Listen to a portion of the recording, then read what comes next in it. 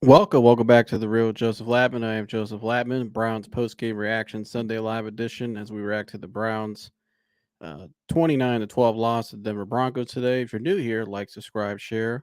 Everybody hit the like button for me on the way in. I really appreciate that. Helps me fight the algorithms. Hope you guys had a good weekend. Rough weekend in Ohio sports, but what are you going to do? But we're going to react to today's game against Denver as the Browns lose, like I said, 29-12. I think this game is one we could look back down the road if we don't have the season we want to finish with, if we don't make the playoffs or we don't win the division, as possibly the turning point, because these are the kind of games you have to win. I thought the Browns start off the game kind of sluggish, got down 14-3 early, but got hung in there, got a field goal at the half, and then came down and scored. And I thought where things started to take a turn was when was they go down the field after the half. They come out of the half rather down 14-6. They get the stop. They drive down the field. A great drive. I thought DTR looked pretty good today for the most part. I thought he looked pretty good for a second start as a rookie, second official start. They were moving the ball, getting Tillman involved, a new receiver, running the ball well. They weren't running the ball enough, though, which is going to be the theme of today's show, the play calling. And then they get down there, they score, and then they go for it on 2, and DTR improvises on the play and throws it to Amari Cooper, and he drops the ball. Not the biggest deal. You're still down 2, so they're still in it. So the Broncos go down the field. I think they scored a field goal, I believe, or it was, I can't remember exactly, what was it, 14-12. Yeah, so they go down, they score a field goal. So now you're down 17-12. You had the ball in hand in the third quarter. You get a stop, and Kevin Stefanski calls the blunder of all plays. He decides to call a double jet sweep after now DTR just got hurt. They came out, they threw the ball on the first down and second down multiple times throughout the game. But this time, this drive in particular, they really threw the ball every single play. Did not run it once. They get into the third and long, and DTR scrambling for his life, gets hurt, has him knocked out of the game. Now PJ Walker's coming in, and this guy with PJ Walker only down, like I said, only down 5, I believe, or 7 or 5, I think it was 5, calls a double reverse. We're going to put Elijah Moore in the backfield, and then he's going to hand it off to Pierre Strong almost 10 yards behind the line of scrimmage. And they fumbled the ball. Denver recovers. They go down and score. And now it's pretty much the game from there, and it just got out of hand from there. This game's all on Kevin Stefanski, point blank, period. Yeah, the defense could have played a little bit better at times in the beginning, but they got the stops when they needed to. They buckled in, got the stops. Yeah, I know there were some injuries. That's great. Not great. People got hurt, but I get it. Some excuses out there for Stefanski's. There's injuries. There's always an excuse. There's no excuse for that. Bad coaching, horrible play calling. Did not put your guys in position to be successful at all. You know what? Let's just get to it. Jeremy's already got it. It was fucking trash here, Joseph. I mean, take Stefanski and stick his ass right in here, calling that bullshit garbage. I mean, what the fuck? I mean, somebody called Kimball, tell him to pick his ass up from his house and throw his ass right in the trash. I agree, but that a double reverse? Are you kidding me? A double reverse with Elijah Moore and Pierre Strong. That's what we called. I don't know, Dad. You heard my take? There's not really much to say today. I mean, we all know who lost the game, and I put in the thumbnail. They got too cute again. This is too cute play. Why not just run the ball downhill? Even Mark Sanchez was on the line during the game. It was just like, why? Yeah, Mark Sanchez during the game was like, I don't know why you call that play. Who's Mark Sanchez? He's only an ex-pro football player. He's only one of the greatest minds in football. I mean, any guy that made it to the NFL is one of the greatest minds in football. And we hear all these commentators all the time saying, like, just scratching their head, like, what the hell are they doing? So, I mean, Stefanski shut the game down. I mean, that's where they lost momentum. Here, Denver was much more physical. I'm not saying the team came in and played great. I don't even think they played good. They didn't, they didn't fully show up, but they were in the game. But that play calling, not establishing a run right away against the worst run defense in the league. I mean, you're running, and at one point they're averaging 8 yards a carry, and you keep throwing the ball. I just don't know what the hell I don't know what his theory is of what he's doing. And then again, run that freaking double reverse. I mean, that was just what the hell. So yeah, it's on him. It's always on the coaching here. If you can't get the players up to play, it's on the coach. It's on the coaches. But he's the play caller, and just when it seemed like he had some momentum going in the last handful of games, he just shits the bed. And play calling Stefanski's fault, 100%. The other thing that irritates the shit out of me is dropped passes. Yeah, we had a lot of those last 2 weeks. Njoku dropped 2 or 3 balls that should have been caught for first downs. We're all drop balls. I mean, Cooper dropping balls. On critical downs, third downs. I think the Browns ended up going 1 for 10 or 1 for 9 on third down. We pull it up right here. They were terrible on third down. Yeah, well, first off, Denver was great on third down. I believe in the first half, Denver was 4 for 6 on third down. We see here Denver ran the ball 39 times. The Browns only ran it 24 times. They ran 164 yards, got 2 touchdowns out of it. The Browns threw the ball 42 times. They only threw it 22 times with a much better quarterback. You can see there in the balance. Yeah, I don't. Njoku had 9 targets, got 6 of them, but he dropped about all 3 of those are drops, I believe. Good to see Tillman get involved more, but Amari Cooper 6 targets, only 2 conversions. That's not enough. Jerome Ford dropped that ball in the red zone. Yeah, dropped the ball in the red zone. But yeah, if you go to team stats, let's see, third down efficiency, 2 for 13 on third down. And they were, what was that? Does that say 6 for 14? Yeah, they were 6 for 14. They only went for it on fourth down 1 time. We went for it 5 times on fourth down. So you factor that with the turnovers, and it's in the bad play calling. It's how do you expect to win the game? Yeah, and 3 turnovers to 1.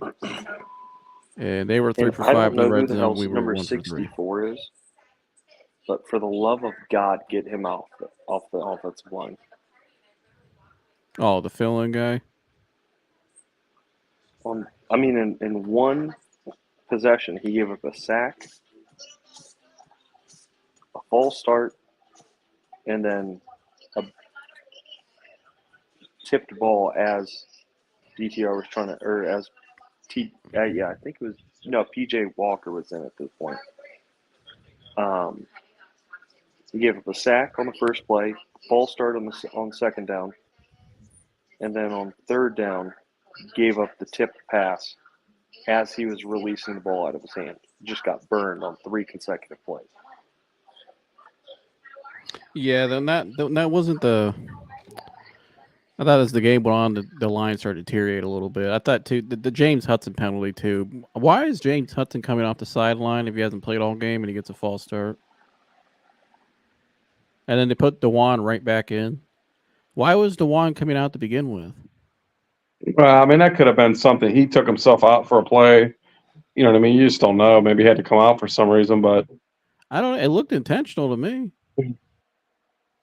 Who the hell knows? I mean, it was just some odd things going on. Yeah, I don't know. Well, now you gotta get Flacco fired up in a week. Yeah, pretty much. You're on the Joe Flacco now. I mean, yeah, that's another thing. The injuries today come out of this game are not good. I think Amari's hurt. Darius is hurt. Miles looks hurt. Dorian's hurt. You're still out with your left tackle. He's out, so you're stuck with this guy, who was solid the first 2 weeks, but today wasn't his best game. Yeah, what do you think, Jeremy? Is it Joe Flacco time? I mean, what? I don't really. Hold up, I'm walking down the steps in Lucas' room's right there. He's sleeping, so I was trying to be quiet. Oh, you're good. Sorry about that, guys. Maybe, I mean, I know you bring him in as the veteran presence in the locker room. You know, the guy that's been there, done that, has the experience, can coach these young guys up. I mean,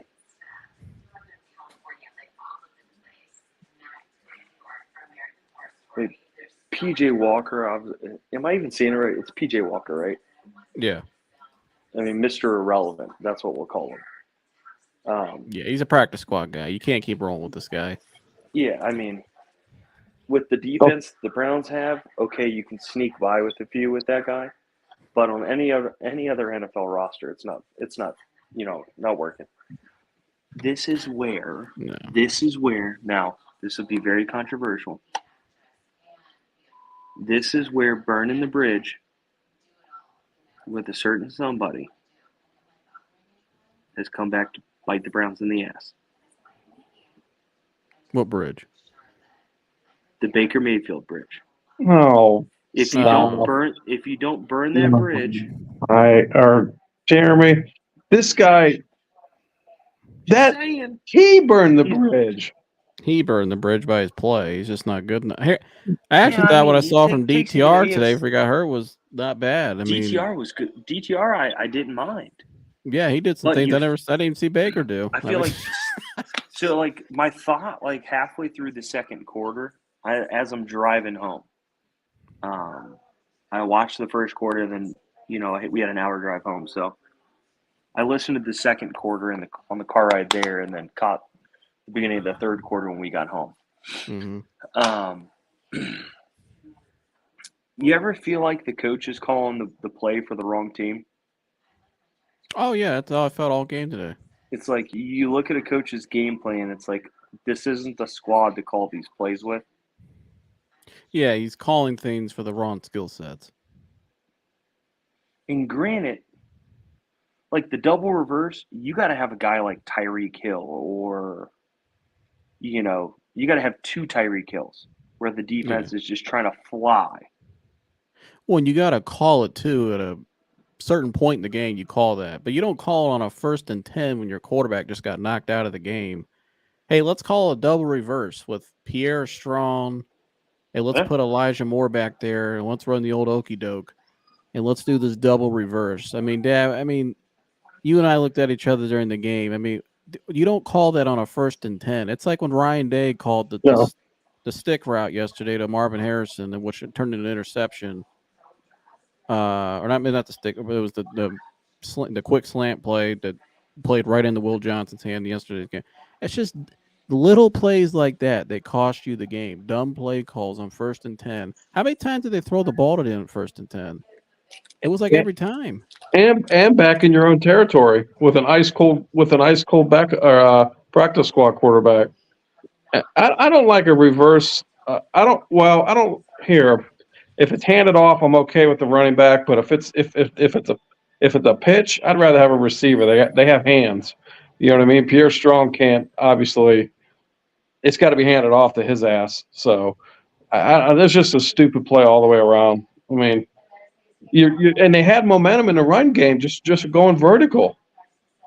I mean, it's like sometimes it's like you have to scratch your head like, how do we know this and they don't? I mean, it's like, are they trying to lose the damn game? It makes you just really scratch your head. Mark Sanchez was losing his shit calling this game today. I've never heard a comment, and I actually liked it. I've never heard a commentator sit there during a game and say, "What the hell are you doing?" Basically for 60 minutes.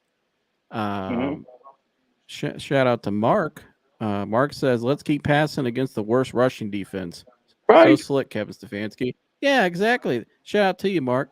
Yeah, he makes a great point. They had the worst rushing defense in the entire NFL, and we didn't run. They ran the ball way more than us. They have a better quarterback than we did. They threw half our passes almost. The amount of passes we threw. I think Russell threw it. Let me pull it back up here. Russell threw it 22 times, I believe. Yeah, and we threw the ball 42 times combined. Yeah. And They were we killing threw us the in the ball run game. 42 times combined. Go ahead, Jeremy. I mean, they were killing us in the run game, and it's like we had some momentum. I mean, if you look at the the combo between Ford and Kareem Hunt, every time we ran the ball vertically, north and south, not the side to side shit that I can't stand. We were getting, 3-4 yards a run. If you do that on first and second down, you're getting yourself in 3rd and 2, 3rd and 3 situations, which are much more manageable. Granted, we could have been in those 3rd and 2, 3rd and 3 situations, and Stefanski's going to call a double reverse like an idiot, or the jet sweep that he loves so much. But you put yourself, especially with a rookie quarterback and a practice squad quarterback, you put yourself in much more, statistically speaking, manageable situations where you don't need to call the double reverse or the jet sweep. You can go north and south. You can, do the delayed play action, roll out to the tight end. There's a lot of safer plays you Just can call. the entire game. On both sides of the ball, were just frustrating. And I don't know if it's carryover from yesterday and watching, that game. But it's just like, as a fan of Ohio sports, it's just a very frustrating weekend of football. Not even the slightest bit enjoyable. No. And this game's a game where you look back on today's game, you're like, that's the game we should have won. Like, we should have won this game easily, I thought. Like, we even when we were down 14-3 and they came back, even when they going into halftime, you're like, I looked at my dad, I was like, yeah, we can still win this game. Like, we're fine. We get the stop coming out of the half, which we do. We go down and we score, right? Even when we didn't convert the 2-point conversion. But we have to score. Right. But even when we didn't, well, I get you. But even when we didn't convert the 2-point conversion, which should have been caught, you still were like, yeah, we can still win this game. Like, we still have it, you know what I mean, with our defense starting to get some stops. But this dude, you come out with DTR and you threw the ball 3 straight times, and the penalties.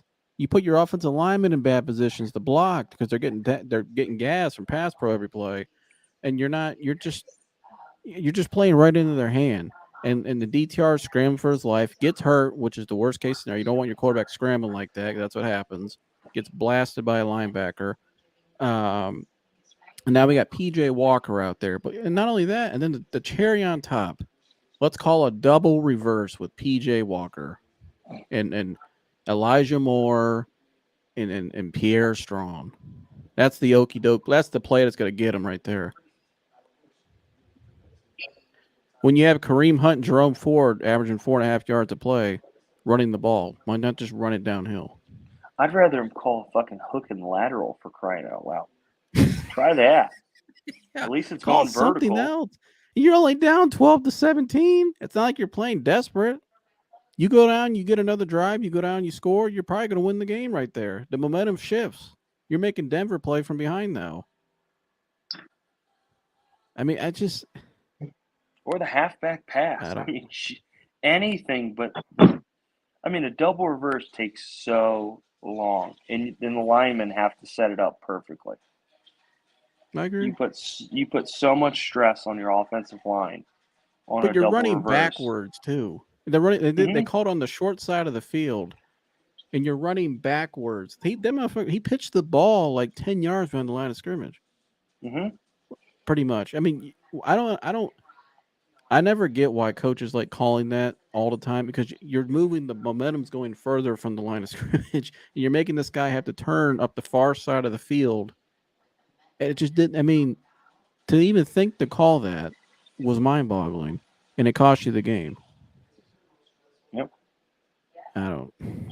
Dad, what did you think of the defense today overall? Did you think maybe, they start off a little iffy, but do you feel like maybe they got gassed out a little bit as the game went on, just from the 3 and outs and the second half? Yeah, and then Garrett. I think so. I think there was a little bit of frustration. You think about it, Russ. This is probably the first game in the whole season they didn't sack the quarterback. So they're having they're probably getting a little tired, frustrated, chasing Wilson around. Garrett, you could see it in his face. He was in pain. I mean, Koromoa played awesome. It's my favorite player on the defense. I mean, that guy was electric. He had a great game. Newsome was getting smoked by Sutton the whole game. So no, I'd say I'd give him a C overall. C perform. Yeah. Yeah. Yeah, I thought Koromoa played great. I thought we got some comments here. Mark again. I can read it. Hold on 1 second. He said it just angers me. I could see you guys are diehard Ohio sports fans, and my God, I feel like Kevin always thinks he's so much smarter than anyone else. Please just give up play calling. Christmas wish. Yeah, I mean, I think that a lot of people are on that train now. Mark, what do you say? Garrett said something popped in his shoulder and it is in a sling. From our buddy Morosco. That's not good. No. Yeah, we got some. That's a big deal. I mean, if Myles Garrett's not able to play, going ahead, yikes. Well, you saw that. I still think we still got some nice players on defense. I think Schwartz can get it, but that's a big loss. Obviously, you get the best player in the game this year without him. I mean, I don't know. Go ahead, Dad. Well, now, when he was on the sideline, it was showing him he was having a hard time lifting his helmet up, put his helmet on. Yeah. So, who knows? Oh, gosh. Everything was right in hand today, too. I mean, if the Ravens lose tonight on the road, they're playing right now. They just kicked off. I mean, the Ravens have a tough game tonight on the road at L.A. against the Chargers. If they lose tonight, we would have won. We'd be first place in the division right now. And everything was looking good. I mean, DTR looked good. You had a chance to win. It's just that drive in the third quarter coming out when DTR got hurt. That's the drive where you're going to look back and be like, why did you put that guy in that position to do that? He got hurt, and you blew the game. You might have blew the season. Because Pittsburgh won today, too, by the way. Right. Yeah. Yep. I watched that game. That was a joy. But I mean, it's and I know injuries are a part of football, and you hate to see it. Josh is no longer. Oh, sorry. Hold on. Josh is no longer the leader of the PJ Walker fan club. Josh, I sent you the link too. You want to come up here and explain this one? He's no longer. Mark says Mary Kay Cabot said he couldn't give a high five with his left hand. Had to switch to right hand to give the high five. Oh boy. What the fuck was he high fiving about? I don't know. After that game. Yeah, what were you high five? That's a good question. You need to ask Mary Kay that. What was he high fiving about? Got my game check. High five. Yeah, but you know what I mean. I yeah. I don't know what else there was to high five about. I do find it interesting. The one of the betting lines on Myles Garrett today was 0.75 sacks for the game. For the game. And he got what? None? None. Because they did have the worst O-line in the league going into the game today. Which I find that very interesting, that going up against one of the worst offensive lines in the league, that's the line. Almost like Vegas knew something we didn't. Mm-hmm. Not saying, I'm looking. Not going full conspiracy theorist here, but they had one sack total today. I was kind of looking at it, and I was just like, the 0.75 sacks against the worst offensive line in the league, with the arguably one of the most dominant defensive ends in the league. Like, that seems a little odd to me. But then again, maybe they were betting on the Browns to do Browns things today, like they always do, and lay an egg. And lose a game they shouldn't win. Or lose a game they should win. What was the coach from the Bears? He always used to say, "Duh, Bears." Well, we did "Duh, Browns" shit today. Yeah, Browns fashion today. We had one sack the whole game, and it was your linebacker, Olusi Koromoa. Who did everything on the defense. He Right. was a monster today. He was. I, If you had to pick I an will MVP for the say, Browns, it I was him. disagree with on the first drive. I highly disagreed with the pass interference call on Newsome. Had his head turned around, trying to jockey for position on the ball. Disliked that call. Disliked the Oh, yeah, the offside late hit on movement. her. I didn't have to throw a flag on that shit. Damn, my grandmama gave me that chain. Oh, Let's see here. Sean says, just when you think Stefanski had turned the corner and got smarter with his play calling, he puts up on dud with some with some of the worst plays I've ever seen. Yeah. Yep. yeah, I agree. The guy was It's terrible. in the some people are saying he was a coach of the year candidate going into this game. Well, you can kiss that out the window now. I mean, that's long gone. I mean, that's like out the window and like sailed into the sea. Like that's no, he ain't no coach of the year candidate after this game. I can't. I just don't understand how Andrew Berry doesn't, like you went in a car dealership. Kevin Stefanski, Andrew Berry's office. Kevin Stefanski, Andrew Berry's office, and they sit down, and Andrew Berry just says, "Listen, you got to give up the play calling." I don't know. Well, but here's the problem: is they're all give up the play calling. That would never happen because they all think alike, and there's one guy above them all, and it's Paul DePodesta, which is like the Who's one the they say stats Paul's guy. not. Yeah, and people like to say Paul's not really involved. He's just there for drafts and free agency. I say bullshit. They hired the guy. They gave him a ton of money. He's got Haslam's right hand, or ear rather. He's in Haslam's ear all the time. He's heavy on the analytics. I'm not anti-analytics. Analytics is a tool you can use, but it shouldn't be your foundation. If you're play calling or how you run your organization, that's not football. I don't know any successful organizations that their whole foundation was analytics that won a championship. I name me one. Kansas City has great players, and they're very well coached and put in position to win. New England all those years drafted well, had great players, developed well, and they had a culture, and the coach put in position to win. The only That's how football. organization That's how team I sports know work. to ever went off analytics was a completely different sport, and they made a movie about it called Moneyball. It's probably easier That's to do for that an in organization. baseball. Yeah, I'm saying it's a completely different sport. Yeah, it's There's physicality in this sport. It's you can literally assault a human being with your hands in this sport Or and a get away helmet. with it, or helmet or anything. Like yeah, it's like Ohio State. Like Ohio State lacks edge. They lack toughness, and it shows again in the game every year the last 3 years. It's the same thing with the Browns. They're just kind of like, I'm not saying they're not a tough team, but it's just kind of like the play calling, the coach who's running the organization. It's just we come back to this they have a good 3-week span, a couple weeks or a month, and we keep coming back to the same issue over and over again. And it's just like, when is enough enough? Because okay, they're 7-4. They're probably still going to make the wild card, but are they going to do anything now with all the injuries and who knows if they make? Not I forgot about the injuries.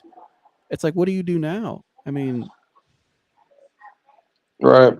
and how much is people need to really? How much is Paul DePodesta heavily involved in the game planning? Because when Kevin Stefanski got hired, they did this thing where Haslam looks over the game plan before every game. I remember that was in the reports. Mary Kay Cab reported it. It was all over. That was like a philosophy change.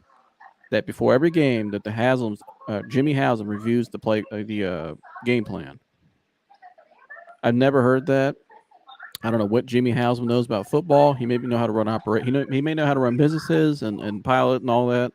I don't think he knows how to get a first down, or how to execute against certain coverages, or it just doesn't make sense. And Paul DePodesta is not even in the facility; he's in San Diego.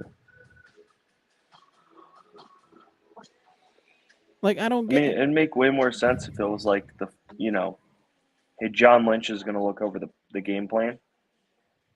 right. Bring him a guy that's been wildly successful in this league, that understands, defense and coverage and all that. Right. Right. We're But- leaving it to but you got a guy that runs gas stations. yeah, And another right. guy, Guy that- who's married to the computer. and a freaking nerd, analytics nerd. There's just something wrong.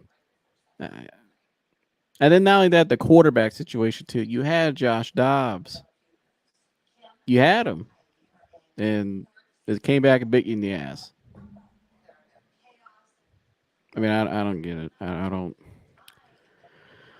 Let's see. Mark says, "I wish I could have sent you this picture I have of how the Broncos offensive line. They all set up a yard behind the ball. Don't you need 7 players lined up behind the ball?" I had to go back and look at that. Tell me which They're part of letting the game. tackles do that all year. I mean, Yeah. Can I just say Kareem Hunt literally ran up dude's back? Yeah, Kareem Hunt scaled a mountain on that one. Remember that when he hopped on dude's back to get the first down? It's unfortunate. Kareem only had how many carries did Kareem had? Kareem only had 7 carries today, Dad. You know my feelings about. I can't repeat what I said, but a few weeks ago, but that's terrible. I mean, number one, I just don't understand why they weren't running the ball against the worst rush defense, and then this guy only has 7 carries, and whatever happened to throwing the guy the ball? He's great, you know what I mean? Out in the flat, catch screens or little bubbles. Just it's like they limit his touches. I don't understand why. The guy's productive as hell. Yeah, they had 16 carries combined all game, and they averaged 5.7 yards a carry and ran it 16 times only. And if it's just too much stress on that young quarterback, and now the guy's out with a concussion. You know what I mean? You're deep into your territory. I'm telling you, at one point they were averaging 8 yards a carry. Should have just run the damn ball. Just run the ball. You know what I mean? And then you're playing possession. Then you're controlling. I mean, sustain an 80-yard possession, and then you're chewing up the clock. I mean, if they just would have did that, defense arrest. yeah, you give them a defensive rest, they would have won the game. You know what I mean? Instead, they want to throw and you're giving the ball back to the Broncos and letting them have their way. So I just don't understand it. I don't know how in the hell people like us can figure this out so easy, and then people like them, there's something wrong. There's just something wrong. They know this. They know this going into the game. So why do they not do it? That's the biggest. It's not like Stefanski's an idiot. He's in the NFL for a reason. What is he? If I would have knew how to game plan that shit, and I run the sales department. How he knows. So why is he not doing it? I think if the Browns get themselves in a position where we can't make the playoffs, okay, and I think we're a wild card team for sure. Even with whoever's a quarterback. The Browns did the Browns did the raffle for the midfield logo. Yeah, I think they should do a raffle, and one lucky fan gets to call the offensive plays for one game. Well, I don't. And let's just see how it goes. I don't know. Right. We might get the dumbest fan out there. Yeah, but we might get the dumbest fan ever out there who doesn't know anything about football. They're just a fan because they're it's just a cool thing to do, and they don't even know what a first down is. That'd be our luck. Just saying. Yeah. I mean, it can't be much worse. He said, "Is there a way to screenshot this picture in your live chat?" No, I don't think there is. It's not just the tackle; it's the entire offensive line. LOL. Not saying it was different in the game, but wanted feedback. I'd have to go back and look at it, Mark. I didn't really notice it because I was watching a lot of other things during the game, but I'll have to go back and check that and see. But everything I saw looked normal to me. Like Mark said, he thinks he's the smartest coach on the field. Yeah, what was the point he was trying to prove today? Is there there was just something weird about him today? Like, why not just go out and win the game and just go home, get back to town? You got to go out to LA next week. Like, this guy just again cute football, Jeremy. Left and right, not north and south. Left and right, not north and south. I mean, if you look at all of the plays that get the Browns in trouble, it's the jet sweeps, the double reverse, the short flat, the short quick flat route. I mean, I think we've had 2 or 3 interceptions on the quick 2 to 3 yard out so far this year. That throw is only a high percentage throw if you are rolling the quarterback to that side of the field. You're narrowing the travel time of the ball in the air. And at that point becomes a much more high percentage throw. We used to run it in high school, but we bootlegged the quarterback to that side of the field. It was 3rd and 2, 3rd and 3. You do a quick boot, boom, get it out of his hand really fast. You get a 2 to 3 yard completion, and you live to fight another 3 or 4 downs. You know what I mean? Yeah, you're staying ahead of schedule. They do a 3 yard, a 3-step drop, throwing it all the way to the wide side of the field. I mean, that's just as bad as throwing it late and over the middle. I mean, you're giving the DB or a zone all the time in the world to make a play on that ball. Just north and south, quick slants, pound the ball up the middle. You've got the offensive line to do it. The Browns have showed it, averaging 5.7 yards a carry. I mean, if you're averaging 5.7 yards a carry, statistically, if you run the ball twice, you're getting a first down. Yeah. I mean, think about that. More than 16 if you would have ran the ball 50, the Browns could realistically run the ball 50 to 55 times a game. They got 2 solid backs that can pound the rock, and then you've got Pierre Strong as a third back who's got some speed and can also run the rock. You've got the backs to just pound it away. You also help out your offensive line by just pounding the ball. They don't have to worry about pass protection, especially when they're banged up. You take the pressure off the quarterback at that point. You get a defense to then load the box, and then it's like, okay, now on a first down, we can take a shot down the field because the defense is loading the box. Or on a 2nd and 5, where, even if we don't complete it, it's 3rd and manageable. You can afford to take a shot down the field. Yeah, but I agree. We don't do that. And I don't understand it. He says, I feel like he was trying to see if DTR could run the offense. If not, the Flacco starting next week. Yeah, I think he was trying to open it up more for DTR, but at some point you got to play smart football, which is run the ball more, help your guy out, not set him up to fail. And he set him up to fail today, and he got hurt, and now he might be out for a little bit. And Mark also said, "Oh, I forgot. Stop the Harrison Bryant QB sneaks. Good Lord. Don't give the guy the ball under center in a ruckus environment."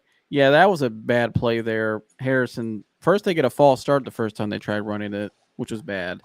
And then Harrison comes back and fumbles the ball, which was, you get a false start on the center. How the center. Fuck does the center false start? He's the one snapping the fucking ball. Yeah, that's, what that is? Lack of communication. Because I played center for almost 10 years. And that's called lack of communication at any level you play at. That's basic stuff. Like, it's just undisciplined. And that's kind of what the play calling is too. It's just kind of like laissez-faire. You know what I mean? Like, let's see if it works. Yeah. And it's reflecting now on the field. I almost feel like Stefanski throws spaghetti against the wall, and it's like, I wonder if it's going to stick. Yeah. Does it look good? Is it smart? What's the analytics on that, Jerry? What's the probability it sticks? Yeah.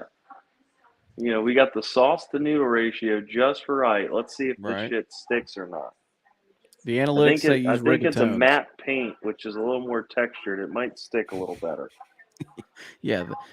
Yeah. The analytics say maybe use angel hair spaghetti. How about that? Yeah. I mean, I don't. I don't. I don't know. Like literally, like 3 or 4 minutes into the fourth quarter, I was just like, Yeah. same with Browns. When they called the reverse okey doke, I just was like, I immediately started making the thumbnail for this show. I said, that's it. I went online. I started making the thumbnail. Like my daddy looked at me, goes, "What time we go live?" I said, "It's already made. 8 o'clock.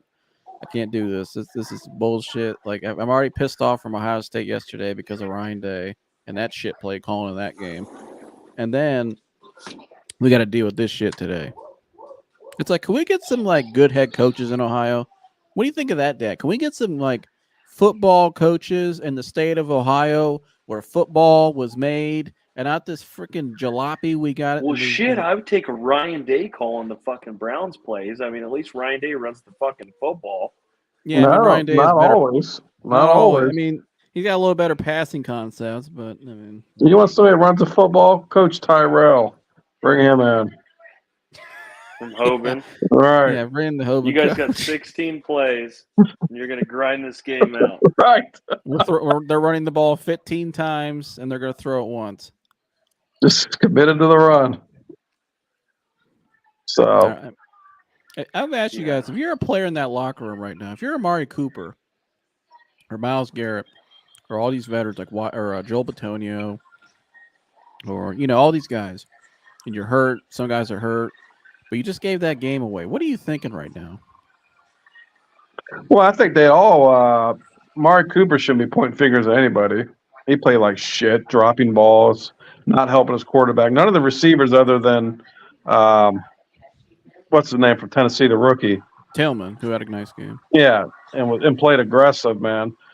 The rest of them dropping also balls. went to high school with. So shut their head. So they let me ask you though. Let me rephrase it. If you're a player in that locker room, right? How do you feel about where you are right now? And what do you think with the coaching today, with the play calling? What do you think they're thinking right now? Holy shit! How are we 7-4? And hold on one second. Mark says I'm heading out, but do you guys have guest appearances? Thanks for the content. Yeah, Mark. I'll if you ever want to come on, I'll drop the link. You can come up here and you just hit the link. It'll take you backstage. I'll bring you up here and you can come up and chat with us. Appreciate you supporting me and look forward to seeing you in the future, my friend. Shout out to Mark. Oh yeah, Mark. No one's a special guest. Everybody's welcome at all times. Yeah, everybody's welcome. But I might drop this link right now and see if we can get up here. I'll drop the link right now. Look in the live chat. You can click on that link. This should get interesting. Where's Mike at? That's what I want to know. Where's Mike at to defend Stefanski? I called Mike. Where's Mike at?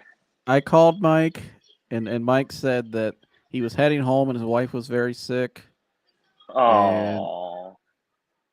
But Mike also said, he goes, I don't know why. He goes, I don't know who to blame it on. He goes, like, we just got injured. It is what it is. Mike didn't want to talk about it. So all right. He didn't want to pass any guilt on Stefanski. Right. We got injured, and it is what it is, huh? Yeah, he said the defense played bad and we got injured. He goes, I don't know who to blame it on. Just, oh, well. The defense didn't play bad. The offense put the defense in shit situations. Right. Well, the offense gave the defense a fucking soup sandwich. Yeah. I don't give a shit how good the defense is. If they're on the field nonstop, they're going to get tired. Mm-hmm. Austin said he wasn't coming on either. I was hoping Austin would come on because I'm sure Austin was already going off on Facebook So he probably is just Yeah, a I little saw too pissed Austin off to going come on off. right now. He might come up here and drop some serious F-bombs and just some Oh, sorry, serious heat Justin. on to me. No, you're good. No, Austin would take this to a whole new level. Austin, anybody knows Austin, go back and watch our previous episodes. He'll be a guy you guys will see on regularly. He is a very anti-Kevin Stefanski. Big-time Browns fan. His whole season tickets. Big time Browns fan, but he cannot stand Kevin Stefanski at all. So, what did he say? He literally disappeared halfway through the fourth and was pissed. Yeah, sounds like me. I just turned the TV off, started making my thumbnail for the video. Yeah. It's over. Yeah, we got an outside fan now joining us. Our buddy Chris. Chris, the Lions fan. Chris, welcome to the stream. Also, Michigan fan. I got he No can have his ass moment tat, today. Chris. No tattoo. No ass tat, how Chris, baby. sweet it is. But no, but Chris, did you watch this debacle of Kevin Stefanski today? I did. I'm sorry you had to watch that. Yeah, it was priceless. Let's run the ball 16 times against the worst rush defense on the road, because that is what wins games. It's gonna get it done. That's what the analytics say, Chris. That was the. I mean, it's bad when the commentators are like, "What are they doing?" I mean, the commentators multiple times said, "What are they doing?" I don't get it. I don't. And it's not just any commentator either. It was Mark Sanchez, who played in the NFL for a while as a quarterback. It was horrible. I mean, the end around. I mean, that was just hilarious. Let's put Elijah Moore and Pierce Strong in an end around, because that is what the analytics say to do. It's a winning formula. I mean, what are we doing? Kareem Hunt, I mean, what did he have? 7 carries, 22 yards. 7 carries. I mean, what are you doing? What are you doing? They ran the ball 39 freaking times. We ran the ball, I think, 24 times. Yeah. Yeah. And they have a way worse O-line than we do. Oh, it was awful. Which here, I know I said it for weeks. I know I don't know. I said Bushrod, I don't know. Sorry, go ahead, Chris. I know I said it for weeks that this game was kind of a tricky game on the road against Denver. They were hot, but that game, I mean, the game plan just makes no sense to me. But he's an NFL coach, and I'm not, so I guess I'll play. Well, now we got Myles Garrett. Myles Garrett's in a sling now. DTR's out. Probably got a concussion, or he does have a concussion. Yeah, Amari Cooper's hurt. The Steelers won today. You have Joe Flacco, but I mean that they're putting Joe Flacco at center now, Chris, or under center now. And we have to go back on the road to LA next week against the Rams. I mean, yeah. What do you think they go from here? I mean, yeah. It just seems like another Browns debacle incoming. Yeah, exactly. Yeah, I would be shocked if they make the playoffs. I'm kind of on that train now, because without Myles too, I mean, the best player in the league, the heart and soul of your defense is out. And I'm not too sure. Honestly, I'm not too sure that was an illegal hit on DTR. On DTR, I don't know if it was either. I mean, he led with the shoulder. It looked like. I mean, I thought it was pretty clean, to be honest. I thought the one that the Njoku got hit on, that Sean Payton even benched the guy, I thought that one was clean. I thought you're taught as a safety just to come in and hit the guy if he catches the ball. I didn't think that was a penalty. I mean, this is the new NFL nowadays. They're throwing flags and everything. But that's what I was bitching about, the NFL. I mean, it's over officiated. Yeah. It's a joke. Yeah. It's going to be the NFFL, National Football Flag League. Yeah. Right. I don't think that Flag Football League. I don't think that was much of an illegal hit, to be honest with you. And I know I said this a couple weeks ago as well, but when are we going to just in my coat? When are we going to? I mean, Njoku. When are we just going to say he might just not be that good? Yeah, he's been bad the last month. because Dropping balls, dropping what touchdowns. in the world? At some point, you know, at some point you just got to say to yourself, yeah, he might have the potential, but he just isn't that good. Because, I mean, he dropped another couple balls today. Amari Cooper dropped a 2-point conversion. Elijah Moore drop passes, I mean, believe. yeah. I remember. If you want to know what it's like to be and Chris, as a Detroit Lions fans, you kind of get it because, you know, not ragging on your Lions, but they've had quite a few pretty bad years ever, since We have a Barry lot of Sanders and all similarities in that. fandom and pain. Yeah, of course. But He if knows you want to that. know what it's like to be a Cleveland Browns fan, just fly out to San Francisco and just walk down the street and see all the hopeless, homeless people sleeping on the sidewalk with no hope in sight. And that is what it's like to be a Cleveland Browns fan when you got Kevin Stefanski calling the plays. That's a bad comparison, dude. Yeah, I don't know if I go that far. Well, I mean, I get what you're saying, but we're talking about football. It's just entertainment. These are people that are addicted to drugs or veterans or. I mean, being a Browns fan might drive you to that. I mean, Jesus. I'll never categorize it that way. No, I wouldn't either. I would. I would say, understand, but I understand the analogy you're trying to make. I get what you're trying to say. I would say it's like it's like watching paint dry. It's just it's long. That's worse it's boring. I'd rather watch paint dry than watch. It's Kevin painful. Stefanski call the fucking plays. And it's like Bushrod said. It's Vegas ball money. Yeah, it's garbage. The analytics. Watching paint dry ain't gonna disappoint me because eventually the paint's gonna dry. Yeah, but our paint's not drying. That's the problem. Yeah. It's runny. It's making it doesn't look. It's the wrong color paint. It's like putting latex paint over top of an oil-based paint or something. I mean, I don't know. You forgot to use primer. It's just maybe not that extreme, but you understand the gist I know you're of where trying I'm to say. coming It's just from. bad. It's Where's Josh's buddy? He just couldn't come on here. He's not coming on. But he's already been bitching on Facebook. His stance. He's already saying, "Fire this guy." I've been telling you guys. And Sorry, I'm letting the dog out. No, you're good. Mike, though, on the other hand, let's go. did not want to come on. He said he's got some stuff going on. So, but Mike chalked it up to just injuries, and it is what it is. So. Oh yeah. It just can't be. It is what it is. There's a reason why they lost. Like, it's just not. It is what it is. It's a shame Mike won't come on here and defend his boy and his stance. His Lord and Savior. Well, there's no defending him, and that's what he realizes. He's just hoping to come on here next week, and if they win against the Rams, which if they play like they did today, they ain't winning against them either. Hell no. Hell no. Like and not only that, that, we might not win another game this year. And not only that, they were talking about this week. I hear like Jason Lloyd and all these people online, the Athletic, on all the Cleveland Sports Show saying, "Yeah, we should extend Kevin and Andrew Berry." And I'm thinking, after this game today, this ain't the game that looked like an extension. I mean, they're saying this all week leading up to this game. We should extend them. We got our guy. No more coaching changes. And then they come out and completely just shit the bed in this game. And you may want to give that guy an extension right now, Dad? Anybody? Oh no. No. Absolutely not.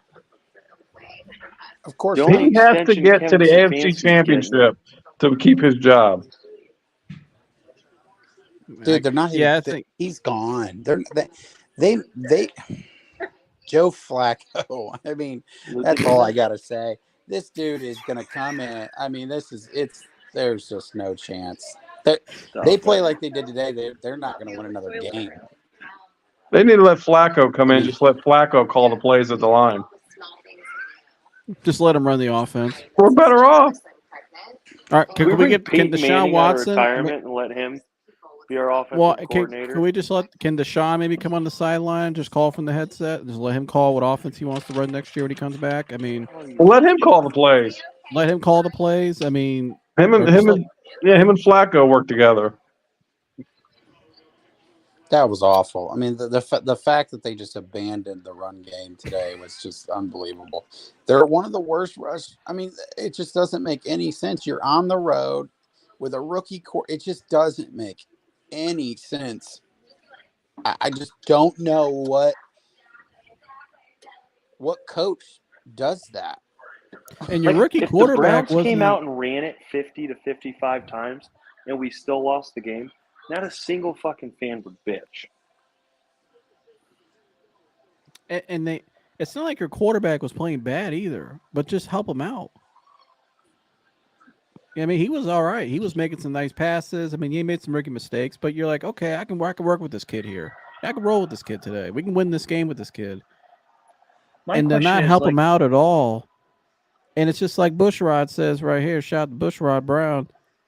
This season's a wash. And it's just like last year when they heard the suspension news. They just threw their hands up. So that's it. See you next year. And here's next year. Here we are next year. Look where we are now. Another wash potentially on the verge. And You we're had running the out of season. time. Yeah, you had it in hand. This was the game you had to win today. And yeah, it's just like this is a great analogy right here from Dan. Kevin Stefanski coached so poorly it got Ryan Day an extension today. Pretty much. I hope not. No, it ain't happening. Yeah. But that's not happening. I'm dead ass though. I'd rather Ryan Day call the They're Browns not, plays than fucking at least Stefanski. Ryan's a little more aggressive than Kevin. I mean, Yeah. but They're just going to wait to see if they can make the playoffs. If they don't make the playoffs, he's gone. They're going to fire him, but they're not going to fire him now because if they could still get in the playoffs, and if still get in the playoffs, they still need a coach. oh, they're giving him the yeah, and a quarterback. Yeah. But they're still I think they gave him this season ownership. This is your guys' season. I'm including him and Andrew Berry. I don't know what Paulie. No, I'm talking about Ryan Day. Oh, I think Ryan, personally, in my opinion, I think Ryan Day just rolled with his guy this year, Kyle McCord, and just said whatever happens, happens. And I wouldn't be surprised if Ryan left, to be honest with you. Oh, he's definitely gone. But I think that Which I'm glad. I don't think they do anything until they see if they get in the playoffs. Or Oh, not. right. Yeah. Oh yeah. But even if they get in, I'm not. This McCord just they're this team is a quarterback away. Well, I think they're a coach away.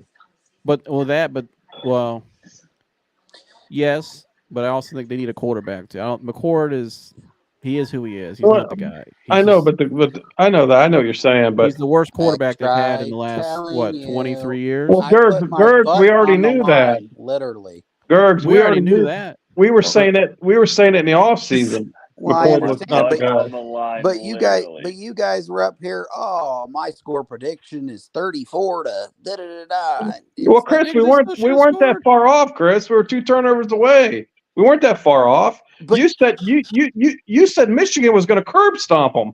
No, I didn't. I said 23-16. No, Chris. Yes, I did.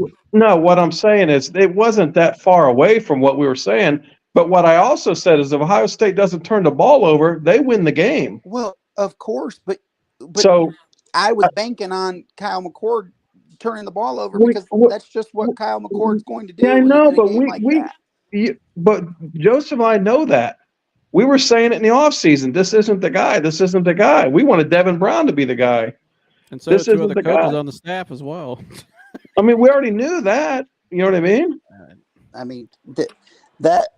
Yeah, I actually, to be honest with you, I was after that first quarter, that terrible first quarter he had. I was like, oh crap, he actually got a rhythm. He's gonna do, he's doing good things. And then, and then obviously threw that pick that, at the end of the game. But it's just it was a bad play call as well. You don't call that play. I mean, they ran right into Will Johnson's hand. It's just it was a bad play call, and that's what, if you turn the ball over, you lose the game. That was point blank period. That's how it went. There was no margin of error in that game. What is it? 23 straight games. The winner is the rushing. Yeah. If you win rushing yards. Yeah. It's 23 straight or something like that. Yeah, I mean that's ran the ball. Time of possession. Quarter, they put a drive together. Turnovers. That's what the game's about. Yeah, and in that third quarter, they had a drive where Trainum and Henderson they ran right down the field and scored, and then They just kind of been it. And I'm not. No. Jim Knowles Hey has guys, gotten not to better. interrupt you. I'm gonna go head ahead. out. I'm gonna watch our one episode of our show where I All finish right. out tonight with the boss. I'll see you in the morning. All I'll right, see you in the Pete. morning. Thank you for having me, and Chris, I'm glad your ass is safe, literally, for your sake. I mean, I wanted the Buckeyes to win, but I guess my friend doesn't have to get a Flacco tattooed around his asshole. Yeah. I'll send you all the photos of that Michigan M. Yeah, that's gonna be funny. But I appreciate y'all having me, and I hope you guys all have a good night. I'll see you in the morning. All right, peace. Have a good one. Hey, Gerg, let me ask you this, because this just popped in my head. What if Corey poses that same bet to you? Against Georgia? Yeah. No. You wouldn't bet it? Oh, you won't. No, that's a smart. You wouldn't take that bet?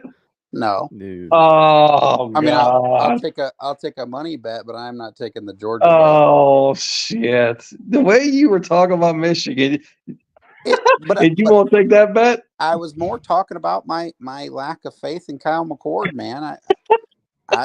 It was always that. It was always McCord. There's no way he's going in the big house and winning that game. Bushrod Brown, the OSU QB had to be a package deal so Harris could come to OSU. I think it was too, because JJ McCarthy wanted Ohio State first. Now people know that.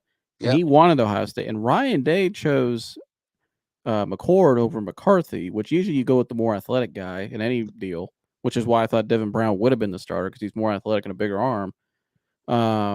But yeah, clearly, and I think too. I think he just went with his guy. McCord's really close with the days.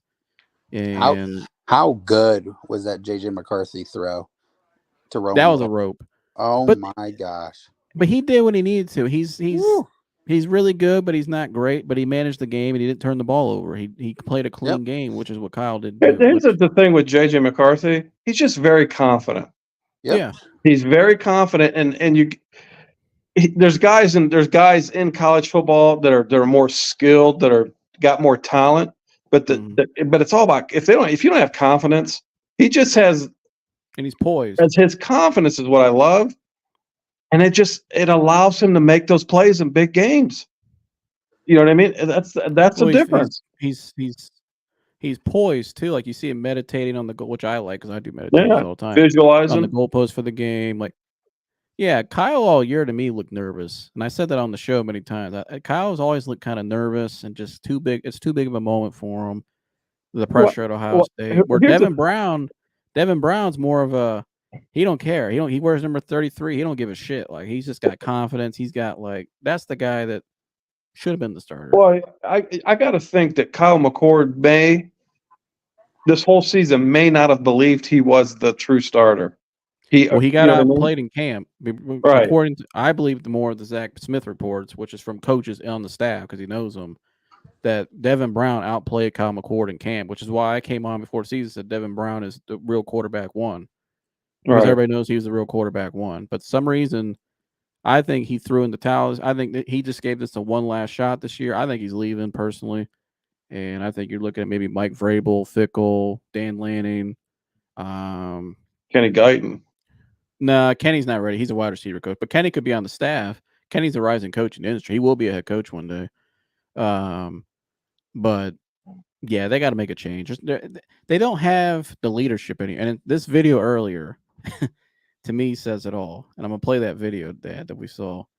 But yeah, Chris, before I pull this video up, Corey said that Georgia will stomp Big Blue. What's your take on that? I don't have a take. Nothing. Just worry about beating Bama. Ooh, that's a tough game. That is a tough game. Bama would be the hottest team right now. They've been balling. Gonna be ready. I don't know. Yesterday that wasn't really balling. I mean, they barely beat Auburn, but that game was crazy. I mean, come on, you cannot let that happen. No.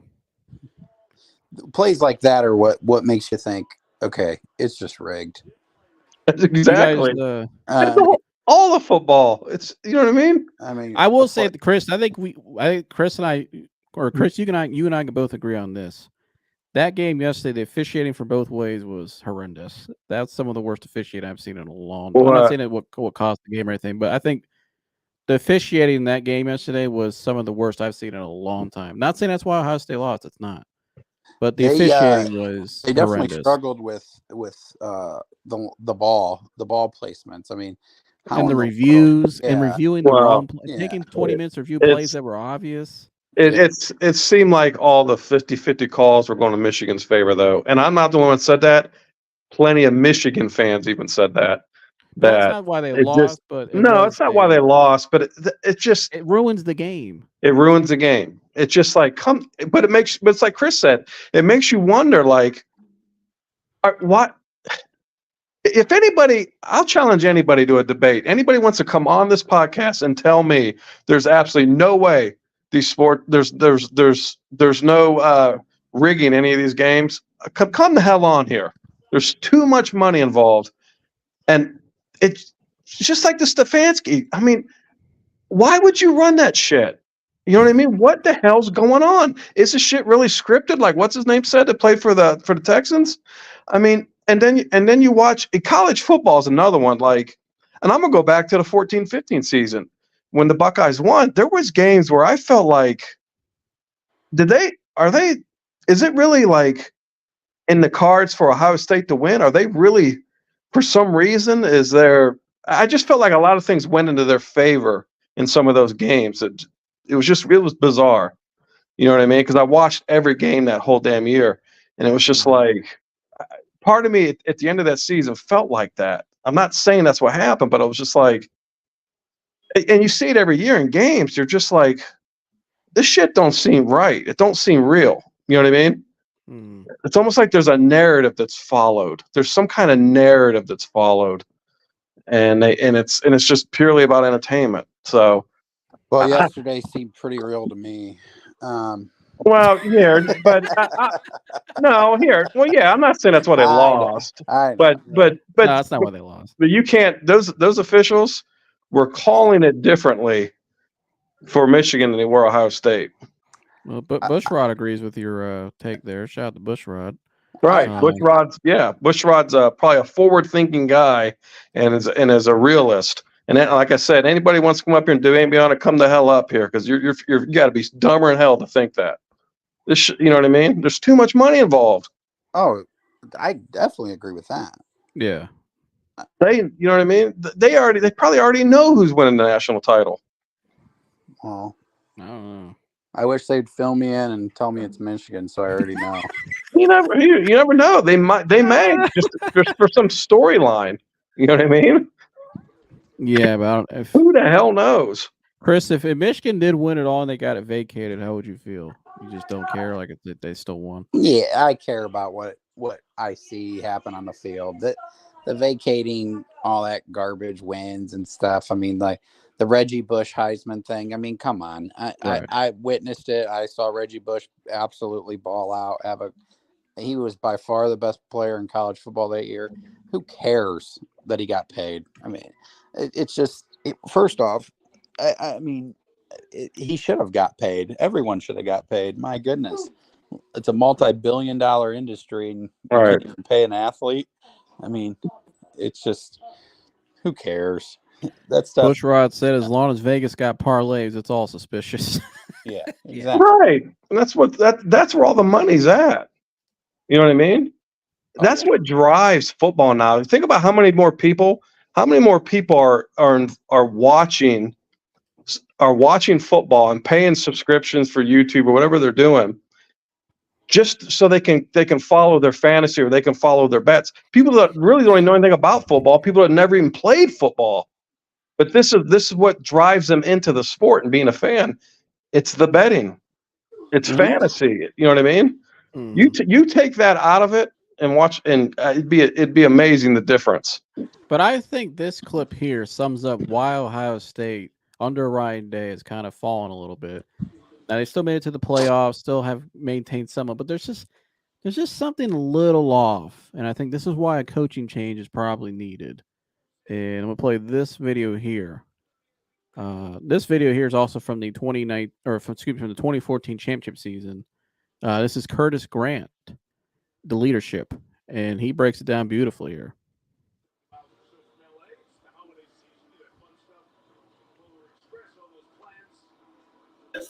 We got to create our own fucking energy. Now we're out there playing like pussies.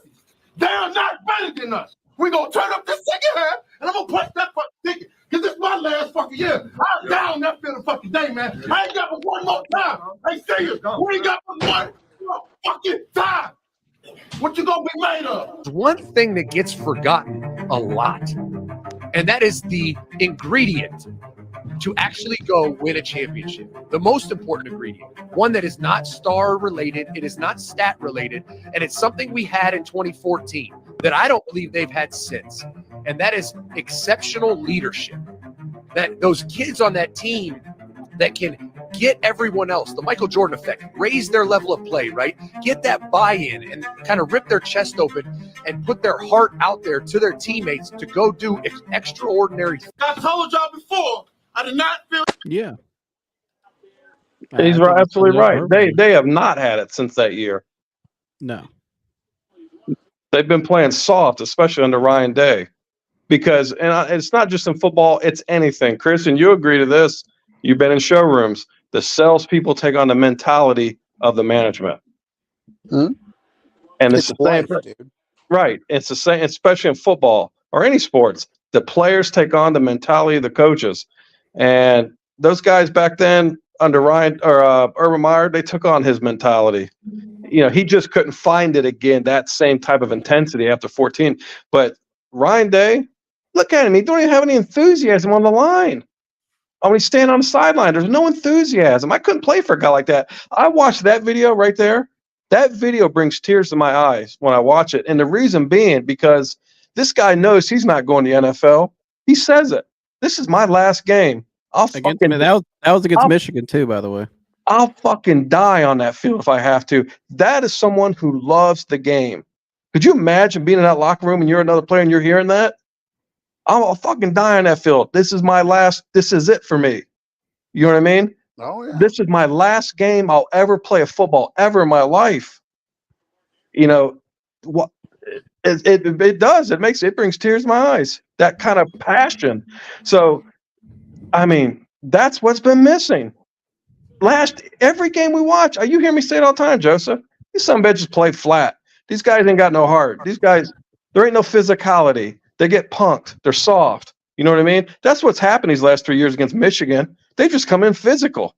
They just come in and they've come in with Harbaugh's mentality and beat our asses like punks. That's what they've done. Well, not only that's what's irritating because we're more talented. We have better players. We've recruited better, and they're not coaching them. They're getting out coached. It drives me out of my mind. And not only that, it was devastating. It was devastating. It's crushing. Yeah. Screw him. It's devastating for the fans. He said it like he didn't care either. You notice that when you watch that? He just showed like he just didn't care. I don't know about you, Chris. When I watched that post game yesterday, Chris, I just felt like it was just kind of like this son bitch is leaving. Like he just don't care. I played Kyle this year, my guy, and Marv's going to the NFL. Great, and that's it. I'm leaving. Get out! I want an Ohio guy. I want an Ohio guy on that sideline. You know when that game was won yesterday? When Zach when Zach who's the right guard who actually had surgery and he's coming back? Shout out to him. Hope prayers gets recovery. Who's the right guard? Zach Zinter? Yeah, our guy. Yeah. When he got hurt and he had surgery yesterday, and he's going to bounce back. The very next play they ran it. Yeah, but did you see how galvanized the sideline was? Yeah, and they ran it right down their throat. And I'm like, this is the kind of shit I saw back then when the Curtis Grant guys were here. When Meyer was here. Harbaugh said it best. He likes the team like he likes his mom's bathing suit in one piece. Well, he makes some awkward statements, but he is a weird guy. But I mean, no, it's just like there's leadership over there. There's no leadership. I don't see, and Zach Smith talked about it on the show today. Shout out to Minute Sports. Go subscribe. There's no leadership. I don't see the leadership. There It hasn't shows. been. And when that happened yesterday, somebody in the past, like in the past teams, Curtis Graham or somebody would have pulled all those dudes aside and say, hey, they're fired up now. We got to match their intensity. They didn't match it. And it just came out with their head on their heads up their asses. And Michigan, though, they came out firing. And you could see the shift in momentum in that point of the game because Michigan said they looked like a team with leadership that we just haven't had the last 3 years. Especially last year. Marvin Harrison gets knocked out of the game. We're running away with the game. We're up middle of the third quarter, and we squander away that damn lead. Nobody took charge. Mm-hmm. And he didn't try to go for it more. He settled for a field goal. Right. And it bit him in the ass. It bit him in the ass. And that's the other thing that drives me crazy. That's why I love when Urban was there. Man, all those years I was watching, we always scored on the first possession. They just gashed. They gashed defenses. Tempo. Red zone. Number one in red zone. Anymore. We're terrible in the red They zone. came out with tempo yesterday, but no, yeah, they're not running tempo like when Urban was there, man. Not the tempo they should be running. You know what I mean? Like where it's just like boom, boom, boom, boom. Precise. I mean, it's just totally different. Get this dude. I'm sick of him. No, I'm serious. I hope he does take. I hope he gets up. He ends up in New England. And he's leaving. Get out. If he doesn't leave, they're going to fire him. I mean, you can't. You can't. I get it. Whatever. You're 51 and whatever against. He's 1-6 now against top 5 opponents. That's exactly Ohio State. You're gone. It's not. You don't. It doesn't happen. Now, as I've always said with Harbaugh, what's the alternative? But I genuinely believe that there's a better alternative out there. You're Ohio State. You go out and get some guys. Yeah. I mean, I think that you can get the Vrabel of the world. To me, Vrabel just makes the most sense. But because Tennessee blows and, I think that he'd be willing to leave for that guy. He's an Ohio guy. He gets it. He understands it. He's the tough leader mentality type of guy. And I just think it makes most sense for Ohio State. Bush Rod said, who do you think we should get? Well, he just mentioned Vrabel. Now, obviously, we don't know what Vrabel wants to do, but I think if you can get Mike Vrabel, you take him. I think Vrabel's great in college. He can recruit well. Younger guy, fiery guy. You can keep Hartline on the staff and run the offense. He's Hartline's a phenomenal recruiter. You don't want to lose him. But also, I think Luke Fickell would be a name you consider because he's an Ohio guy. Also connections with Hartline. And I think Fickell at Ohio State would, on a second time around, probably do a lot better. Plus, my best friends on the staff, too, would come with him. But anyways, and I think, too, Dan Lanning. I'd take Dan Lanning right now over Ryan Day. Well, yeah. I like Dan Lanning. I think Dan Lanning's like a young Urban Meyer. Very aggressive. Look what we did in Oregon in 1 year. They have a culture. They're aggressive. He's mean. He's got attitude. Go watch his speech before when they played Colorado. He said what did he say? They got like fake Louis or something. They went out there to smash their asses right down the throat because the team galvanized their coach. I mean, Dan Lanning with Ohio State would kill. And I like Dan Lanning personally. Well, I'm an Ohio guy though. It's just something I don't. And Gurgs, it goes like when I was texting you last night. All those years we were beating Michigan. If we didn't win a national title, I wasn't happy. I don't know if we just have gotten spoiled over the years. You know what I mean? And I still don't care if we beat Michigan or not. I don't give a shit. All I care about is winning the national title. But that's how you get there. Well, no, it's an obstacle. Yeah. I don't care. I don't really care if we beat. I'm not. You know what I mean? Like I don't really care that we lost yesterday. All I hope is we can still get another opportunity. But you know what I mean? That was your opportunity, and you blew it. Well, some things move around a little bit. They still got an opportunity, and I know, but you gotta control your destiny when you have it. That's why Urban Meyer first emphasis Meyer put on that game on the season was that game. I know that, but what I'm saying, and I'm not one of these people that go blow my head off that lost to Michigan. Who the hell? It's just you know what I mean. There's people I worked with that were like that yesterday. They're like, oh my god, like. It just fall off the face of the earth. Like life's over. They lost to Michigan again. I don't care about that. You know what I mean? It really doesn't matter. They're just another obstacle to the main prize. In Columbus, that's what it is. And what I'm getting at is I don't care even if he's beaten Michigan every year, which he hasn't. He hasn't beat them once. He beat him 1 year. He beat him once. With Urban's team. Yeah. So, but he hasn't got it done after that. And so I'm not happy with him because of that. I don't even care about the Michigan. Your job is win national titles in Columbus, and you haven't. So you're emphasizing the 1-6 basically against top 5 opponents. That's what bothers me. I don't care about the Michigan bullshit. I don't care. I don't look at the Michigan game any different than I look at Michigan State, or I don't really care. All I want is a national title. If we don't win a national title, it's a failure. That's how it is in Columbus. I agree. Yeah, I mean, but that's how it is in Michigan too. Chris, you guys haven't. No, it's not, Chris. You guys haven't won an outright title since '48. What are you talking about? Well, but it's. I mean, I have the same feeling. Well, no, but you guys you hadn't beat Ohio State. Now it's what I'm saying is, you guys. You haven't won an outright since '48. Is what I'm saying. I understand what you're saying. We've won many after. But again, I feel the same way. If we don't win a national title, I don't feel great about it. Well, now you do because you beat Ohio State the last 3 years. So now you want to act. I've always thought that. Well, obviously, winning the title is the ultimate prize. I don't think the pressure in Ann Arbor is the same as Columbus.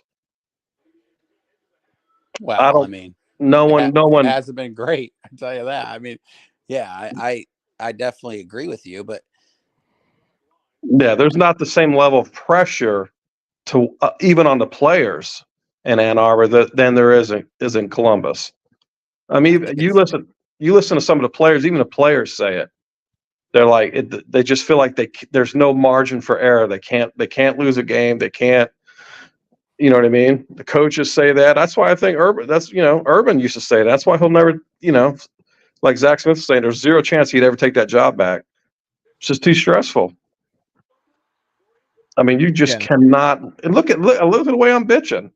I'm just some measly old 46-year-old fool who lives in Cuyahoga Falls, Ohio. You know what I mean? I'm not an alumni. I'm not a heavy donor. I'm not somebody with influence there, but I can just imagine the heat that they get. But Ohio State is just Ohio State fans just become spoiled over the years. It's how Alabama is now, and Georgia's probably going to be like that now. Like here, if we don't win a national title, it's a failure. Who do you guys think gets in? Chris, I'll start with you. If you had to make your final predictions, who do you think's the Final Four that gets in? So you're having me predict next week's games? Yeah, I'm saying Tan said, Joe, you're not measly. LOL. No, in comparison to the Lex Wexners and all the heavy donors down in Columbus. Yeah. I'm just some pisshead. Did I send Dan? Dan, I think I texted you the link. Bro, I'll email it to you.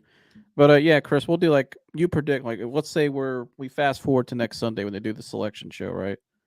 Who do you think is your top 4? Who do you see getting in? Well, I think the Buckeyes are definitely Georgia and Louisville fans this week. But I think Georgia beats Alabama. So I think Georgia, Michigan. I think Oregon beats Washington, so I think Oregon's in. And I actually think probably Florida State actually does beat Louisville. And I think that, unfortunately, for Ohio State, I think they do not get in because I just don't think you can not let Florida State in after going undefeated. I think the lock. I don't. Go ahead, dude. Oh, Georgia's a lock either way. I agree. That's why you guys are Alabama fans, or you guys are Georgia fans, because you don't want Bama to beat them, because then they jump you, in my opinion. The reason I say I don't think they deserve it because they lost to Texas. You know what I mean? I don't know. They would jump us because the committee rules and they favor SEC. But Of You're course. saying if Alabama beats Georgia? Yeah. Yeah, they should be in. They just beat the number 1 team in the 2-time national championship. They should be in. But Michigan's gonna be number 1 Tuesday. You know what I mean? No, So I don't know about that. I don't think they do. I don't think they do either. They're setting it up. Well, that's a shame if they don't, because I don't think they will. they just beat the number 2 team. So Owensby said McCord is not your answer. Oh, we agree. That's why I go well, up. Go up. Brandon, you've heard me saying that in the showroom for the last 3-4 months, dude. I did a podcast on it in August. I said Devin Brown should have been the starter. No, Georgia's a lock. Michigan's a lock.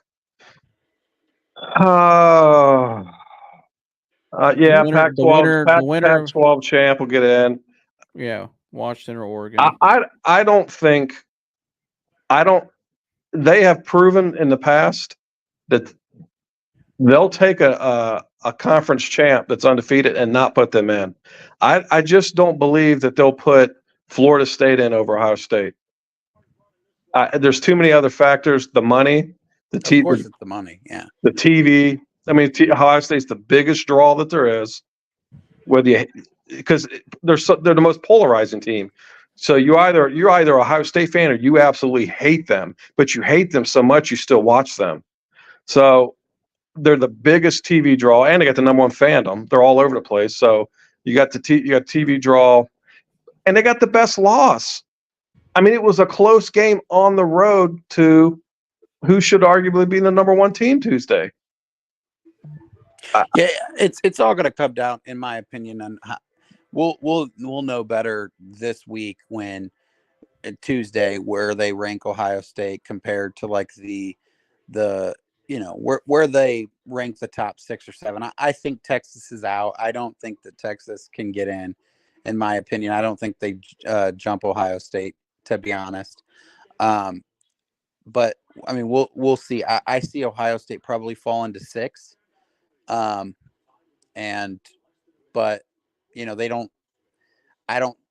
if they fall to 6, I don't see how they can jump into 4 without playing. So they've done it many times. I know. And I'm with you on the money thing, and I'm with you on the draw and all that stuff. But I still think they're one of the top 4 teams. Well, I think if you look at it that way, absolutely. But again, I don't see how they can leave out a conference champion undefeated Florida State. I just don't see how they do that. Because of what I would say, because of the conference they play in, which is trash. And if you just put them in a head-to-head, you go to all the metrics and a head-to-head, and you go eyeball test. Who's a better team? Who's going to win? Ohio State. But if you look at the eyeball test, a lot of people would say Alabama deserves to get in, even if they lose to Georgia. I mean, a lot of people because then they're 2 losses. No, you're 2 losses. When you got 2 losses, it's a different story. Yeah, 2 losses, you're out. Chris, you're here. Think about who our loss was to. No, I get what I'm close. saying. But what I'm saying is, if you look at the eyeball test, in your opinion, who are the top 4 teams in the country? Yeah. I don't think that you can leave Alabama off that. Why? They played an unranked Auburn last night, and look what happened. I understand. And they have been lousy all year. Now they've had the last 4 weeks or so. They've picked up some steam, but last night they look like shit. Yeah. So, but again, as everyone knows, those rivalry games and stuff like that, they won. How they won is unbelievable. But I don't think Florida State or Alabama. I don't think you could say Florida State or Alabama or maybe even Oregon is better than Ohio State still. That's what I'm saying. It's got to even with Honda McCoy, even with Kyle McCoy. I don't. Well, and that's going to be Ohio State's argument. But again, But I get what you're saying. I don't see how you leave Florida State undefeated conference champion out. I don't What does see that mean, though? What does that mean, conference champion? Other than they won their conference, it's the ACC. I understand, but Clemson has been in year after year after But year they were after year good, after though, year. Chris. They won national titles. They were great teams. I understand, but they've won the same conference that Clemson won. I mean, know, but they dominated. They completely dominated.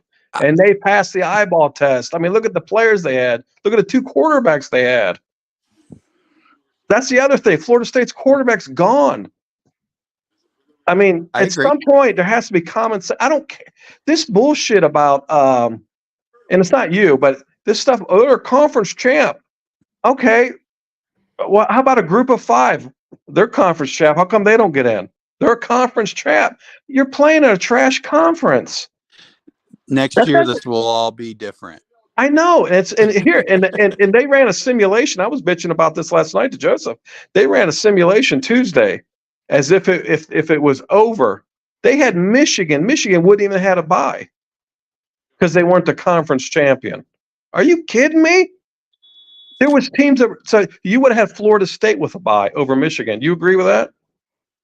Well, exactly. But no, I'm just saying. Exactly.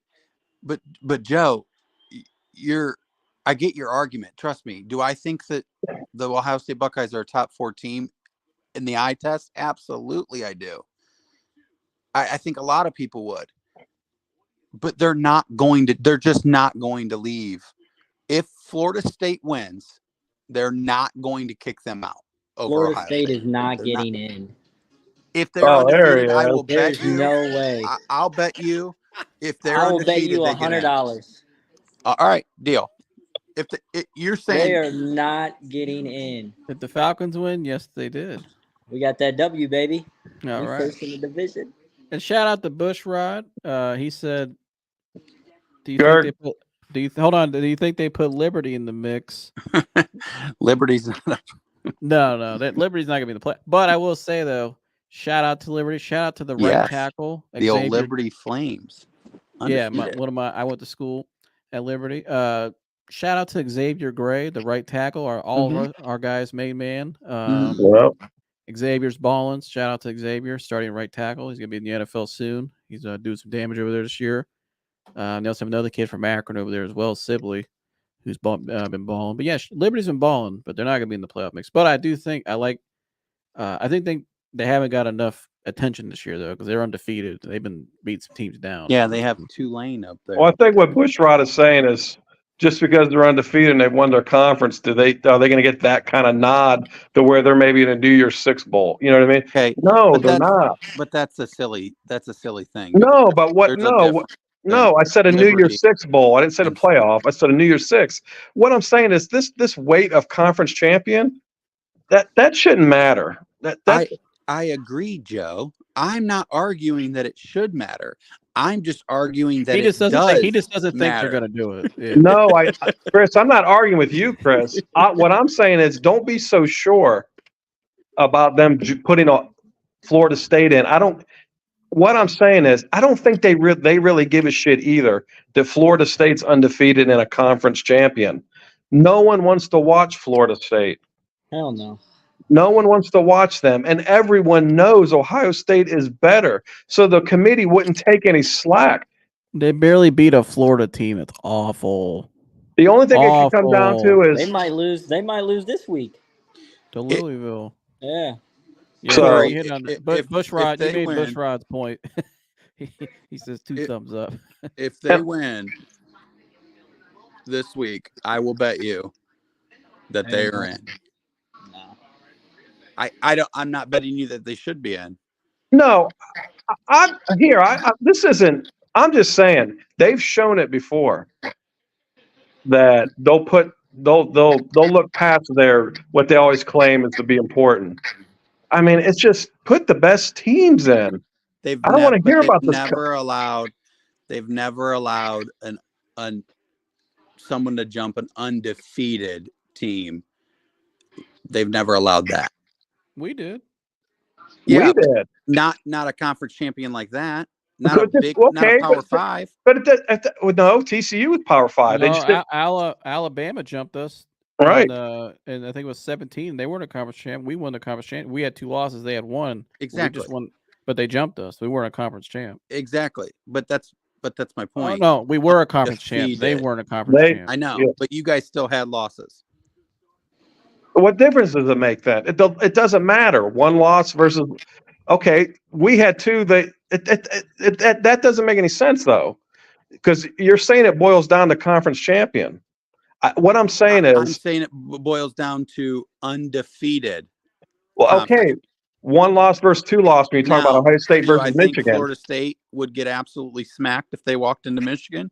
Absolutely, they would. Well, yeah, but so I'm saying I wouldn't be so sure about it. Is what I'm saying. Because they've also said plenty of times when they've been questioned, it's all about we just think this is the better team. We want to get the best teams in. So we'll see this week where they put Ohio State. It'll be interesting because that'll tell you kind of where their mind is and where exactly. So it's like here's the other thing that would have been terrible. If Ohio State beat Michigan, they would have just. You think Michigan should have been out? If Michigan lost at home in a close game to Ohio State, do you think they should have just been out? I think they would have been. Do I think they should have been? Yeah, they would have been. They would have been, but they would have been. I agree. It's such bullshit. So this is why I wanted to go. I wish it would just go to computer points, because then it forces, like what I was telling Corey last night, we were busting his ass at work. It would force Georgia to play a strong non-conference game at the beginning of the season and not play the 86th ranked schedule over the season. I really wish they would just put the computer points, because then you have to play tough games and you got to win. You got to score big. You know what I mean? And then really the best teams get in. Yeah, they're the 12 team playoff will be better, but just because at the end of the day, yeah, the seeding might be jacked up because of the conference champion thing, but it's gonna boil down to the best team winning, or a nice Final Four, not this garbage. Right. Ohio State is not going to get in because they have 1 loss, all that stuff. Again, I don't think that Florida State should get in over Ohio State. It's just what I believe is going to happen. Here's what the other thing, and the last thing I'm going to say though, it's a different story when they don't have the quarterback that got them there. I agree. And that's what they could fall back on, saying, hey, the quarterback's gone. We just don't think they're the same team. We don't care that they're conference champ. We don't think they're the same team. And so I don't think it's a narrow window for Ohio State. I think there's a strong chance they'll still get in. It's over. If Bama beats Georgia, they're not getting in. Because Bama's jumping them if they beat Georgia, and Georgia's not. Yeah, they'll give the nod to Bama because SEC runs it. Yeah. Just like if Fox ran it, they'd give the nod to Ohio State. So Ohio State fans better be Georgia fans. That's for sure this weekend. Bushrod said, "What do y'all think about the Harbaugh investigation stuff?" We've gone over that for like a month, but I've been pretty vocal about it, Bushrod. He said, "Do you think it put the damp on all the other wins?" We'll see. I mean, I think we're going to find out this investigation they have at the end of the season. We'll see what the NCAA has. I mean, there's been pretty evident in a lot of things, major violations that occurred, but we'll have to see what happens at the end of the season, how much it really, I want to see the full investigation at the end of the year and see how much it really impacted it fully, because I think we'll find out more than what we know now, even though we know a lot, but I don't know. Pretty telling though. It was pretty bad. It's pretty bad. I've never seen anything like it, an operation like that. But Corey's in the house. Got our fellow Georgia fan. Corey showing the hat. I see your hat. You got the Georgia on. Go Dogs. Go Dogs. You gotta Corey, watch. as a Georgia fan, what is your take on all this? And what do you think of the playoff? And who do you think should get in? I still think Ohio State should get in, regardless of Florida State if they win. They're a better team than Florida State. I mean, look at Florida State. They barely beat Miami. They barely beat Florida. I mean, their quarterback's out for the year. And I feel like Ohio State is a better team. They barely lost to Michigan. It's gonna be hard to see who they're really gonna put for this week. Where are they gonna seed Ohio State? Are they gonna put them at 5 or 6 or I have no idea. If Washington does beat Oregon, though, I think it probably will be Georgia, Michigan, Washington. I don't see any other team. I don't think they'll put Oregon over Ohio State. Not with 2 losses. You almost think they'd have. Well, who are they going to have before this week? Florida State. Oh yeah, that's true. Yeah, Florida State. If Florida State loses, So then they Florida put Ohio loses, State to it's 5. over. Yeah. Who do you think they're going to put to 5, Chris? Oh, they're gonna put Oregon at the 5 this week. They'll put Oregon at 5 this week. Yeah. But that's gonna play itself out with Oregon and Washington this next week. See, that's what I don't get though. It's like, okay, Oregon lost to Washington, who's going to be ranked 3. Ohio State loses to the number 1 or 2 team, but they're gonna put Ohio State behind Oregon. I don't. These are things that are just Doesn't make sense. It makes 0 sense. I just don't get it, and it wasn't a bad loss either. I just don't understand that thinking. Air, they might. That's what I said. It'll be interesting to see because if they put them at 5, then that just tells the story. You know what I mean? But if Auburn would have beat Alabama too, that would have been. That's what it's all about. Yeah, all this is about Alabama. It's all about getting Alabama back in. If Alabama beats Georgia, Ohio State is out. Yeah, period. Right. They're done. But it also could go back. It also could go back to your argument, Joe. If Alabama beats Georgia, why does Georgia deserve to get in? Because Ohio State. Because Ohio State's loss was better. Because the SEC. I understand, but so you would still think that Georgia should be out over Ohio State in that case? Because you could make that same argument. I still think Ohio State should be in because Alabama lost to Texas. I still think Ohio State has the best loss that there is. So I agree. But it's the politics that'll be involved. Well, yeah, you can't say Ohio State was number 1 all this week because of the resume, and then they have the best loss, and then say they're out in that scenario. Right, they had a great strength of schedule. They scheduled a non-conference opponent who was ranked high at the time and actually beat the hell out of. So Notre Dame will jump back up a little bit. They beat the hell out of. I don't know who they played last night, but it was like 52 to something. But Ohio State plays teams. They played Penn State. Then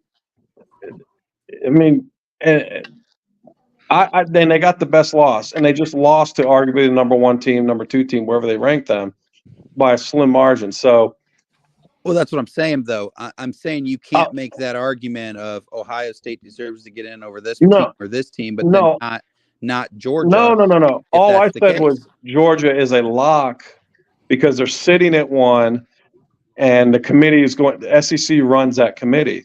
That's what I'm saying.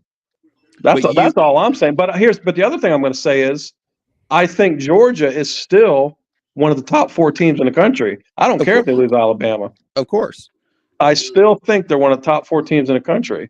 But say Alabama beats Georgia, your argument would be Ohio State deserves to be ahead over Georgia. Yes. Tougher schedule, better loss. That would be interesting. I would It say would be they interesting because it would be shocking because they always rule in the SEC's favor. That's why I can't wait till the day that ESPN doesn't own the playoff anymore. I think Corey would go a full day without talking to you at all. If that You might call off that next day. I'm Dude, sick. oh my god! Oh my god! But Could you I think imagine? Corey would even. Corey, let me ask you this: you've heard it. Corey takes a browbeating at work, man. I mean, it's like 8-on-1, and usually I'm leading it. But if Georgia loses to Alabama, and you know who they've played before this whole season, do you think they should get in over Ohio State? I still think they should both get in.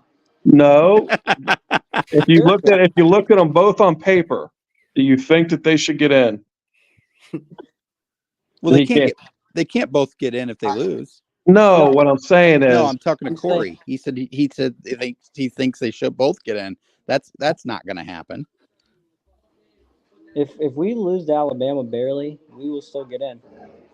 do you think they should get in over Ohio State? I mean, I'm not going to be biased, but yeah, Based on what? because we've won 29 consecutive games in a row. No. We're talking about this season. Stop it. We've won. His mom even just said stop it. No, it's my dog. My dog's fucking growling. I told you to stop it. I was like, damn. The 2 previous seasons don't matter. We're talking about this season. Yeah, we would lose the conference championship game. We should still get in. Over Ohio State. Yeah. Why? Based on what? We went undefeated throughout the whole season, and we barely lost to Alabama. Is Alabama better than Michigan? That's close. Oh, Corey, you are so full of shit, dude. I think Alabama would beat Michigan. Absolutely. Oh my God. Okay, tell me what has Georgia done thus far this season to warrant that? I put the smackdown on a couple teams, dude. Louisiana, Lafayette, and Tennessee got smoked. Ole Miss got smoked. Oh God. Kentucky got smoked. Missouri. Missouri got smoked. I mean, lousy teams. But they're top, ranked number 9. Oh my God. Number 18. Good grief, dude. Chris, when Ohio State played Maryland at that time of the season, Maryland was undefeated. Should they have been ranked? I mean, probably, yes. And they weren't for a reason. They should have been ranked. But you're telling me Missouri and all these little trash ass schools that were garbage this year were LSU and their horrendous defense. They should have been ranked. Kentucky just beat Louisville, didn't they? Yes, an ACC team, a lousy ACC team. Since when is Louisville? Since when is Louisville just a powerhouse team? I mean, they beat Notre Dame. They beat Notre Dame. I know that, but they who put cares? the trash down. No, Ohio State lost to Notre Dame. Ohio State beat Notre Dame. Oh yeah, you guys, yeah. Barely. No, but I'm saying I don't. There's no Louisville's my big win. I mean, Louisville. Hey, they're still ranked. What Joseph is saying is, why do you think they keep the Missouris ranked up at 15, 16, 17? Why do you think they do that? For the SEC bias. Right. Of course. Right. All I'm saying is Ohio State should get in. If we do Bama. This is the Corey will always have it, but he never has justification behind it. ABOs that are only $9. Mm-hmm. You can? Mm-hmm. Yeah, LSU has 3 losses and they're ranked 13th in the AP. The updated AP. 3 losses. Not a bad team. 3 losses. Why aren't they a bad team? They were a Big Ten team. You were saying they were trash. Notre Dame's 9-3 and they're at 16. Louisville, they got Louisville ranked below LSU, and they're a 2-loss team. Wait, LSU. Who was their first game? Who they play their first game? Florida State. Yep. Thank you. What's up? Did they And beat they 'em? lost. I'm just saying they play. Okay. It's not like they don't play. Well, anybody. gosh, why doesn't Georgia do that then? We do. Look at our schedule. I don't care. Who'd you play? Who's your non-conference team you played? Ball Who? State. Georgia? SEC. No, who'd you play at the beginning of the season? Your non-conference game. Who's your UT big- Martin, Ball State, and UAB. Okay, but But But what? they don't have to play anyone in their non-conference because their conference, quote unquote, is the world's greatest. That's what I'm better than saying. the Big Ten. Well, I can't argue that much. And Lately. Tennessee, they beat a ranked Tennessee team, Chris. Tennessee's not even ranked anymore. Toledo and JMU are over them. Yeah. In the AP. Tennessee. And SMU and Liberty are all ranked ahead of Tennessee, but Tennessee was ranked 18th at the time Georgia played them. Yeah. How does that? And that was like what, 2 weeks ago?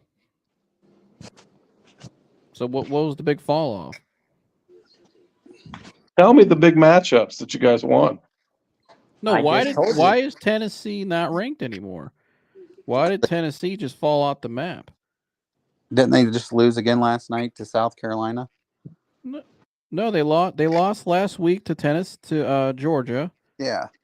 And they beat I forget who Vanderbilt they- yesterday. But according to the AP, they're not even ranked in the top 25. But when they played Georgia, they were 18th. So how did they drop out of the top 25? But they beat Vanderbilt yesterday. But they lost to the number one team in the country. Didn't Tennessee? They played Alabama pretty close. So why does the AP all of a sudden have them not in the top 25? I'm not a part of the AP poll, so I don't know. It have sounds no like he's idea, in bro. court. I have no I idea. plead the fifth. It'll I be have no idea, but- It'll be but I- interesting if but on Alabama Saturday beats- night- The AP Saturday had night when the we're AP holding had up that trophy. when Georgia played Tennessee, the AP had them ranked 21st. So how did Tennessee just fall off the face of the earth in the rankings when they lost to the alleged number one overall team in the country? I don't know, bro. It just doesn't make sense. Don't add up, does it? Right. The Everybody point is, it's all plays. biased, Corey, towards the conference you love. Great conference, man. It is a Oh great my conference. I'm not God. saying that. Great. But, We got great talent. but I don't Great buy the talent whole for the conference NFL. team from anybody. Who's the best teams?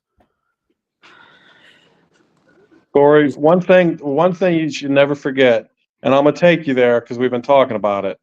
This is the Mecca of football. This is where the Hall of Fame is. This is where it all started. This is the best high school football in the country. This is where it's at, dude. We beat both top Big Ten teams, so when it mattered, This is where it's at. I'm gonna take you down to the Hall of Fame. Hey, we smoked Michigan. I'm gonna take you down to the Hall of Fame. And Ohio State. Hey, this year's You didn't smoke us. Corey wouldn't even tell me And yesterday. Ohio Player State got hurt. and Michigan. Corey wouldn't even tell me yesterday when he moved to Two Ohio. Big Ten teams. He's lived in Ohio his whole life, but he's an SEC guy. 2 Big Ten teams we beat. So. Even my wife says garbage. It'll be interesting because I again, you can't argue one way and argue the next way to kind of see your argument through. Michigan's a good team. They got a great run game. You got a great defense. Does Michigan beat your Georgia Bulldogs? Nah. All right. Who are you more scared of, Corey? Michigan or Ohio State? This year probably Michigan. Okay. Just checking. Our defensive line's a little slower than last year. So if they run the ball like they did against you guys, then yeah, we'd probably lose. Is anybody worried about are either you guys worried about either the Pac-12 champion? Would it be Washington or Oregon? I think Oregon's going to win that, and I am a little worried about Oregon. Yeah, Oregon's good. Yeah, I damn think lady. Oregon beats Washington. I haven't got a chance I to don't watch think Florida them. State will get in. Is Oregon totally different than the old Chip Kelly Oregon? Yeah, they Yeah, got Dan Lanning running it now. I mean, did They they got actually play physical? Did they have some yes, attitude? yes, they got SEC guys up there. He brought with him. Dan Lanning's from Georgia. He got SEC guys up there. Dan Okay. Lanning's the real deal. I'm just saying, because if it's like the old Oregon, then He's that's young Urban third Meyer. shit. And Bo Nix is one of the best college quarterbacks in the country this year.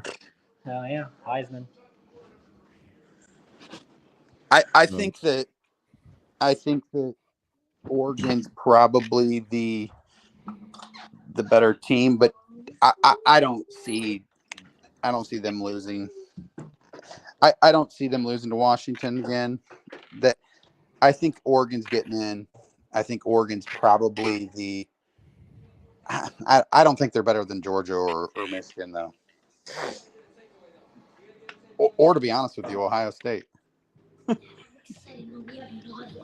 right. Well, But you know what though? This is the fascinating thing about college football, though.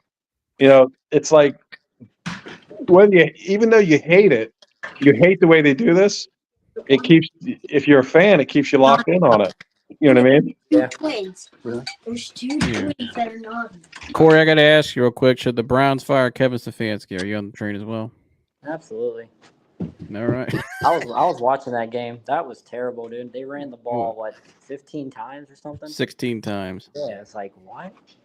You got a rookie quarterback and you're just gonna drop back and throw the ball, and then they got all them drop passes, and then you got the worst run defense in the league, isn't it? Denver? Yeah. Run the ball. Run the ball with Hunt or fucking Ford.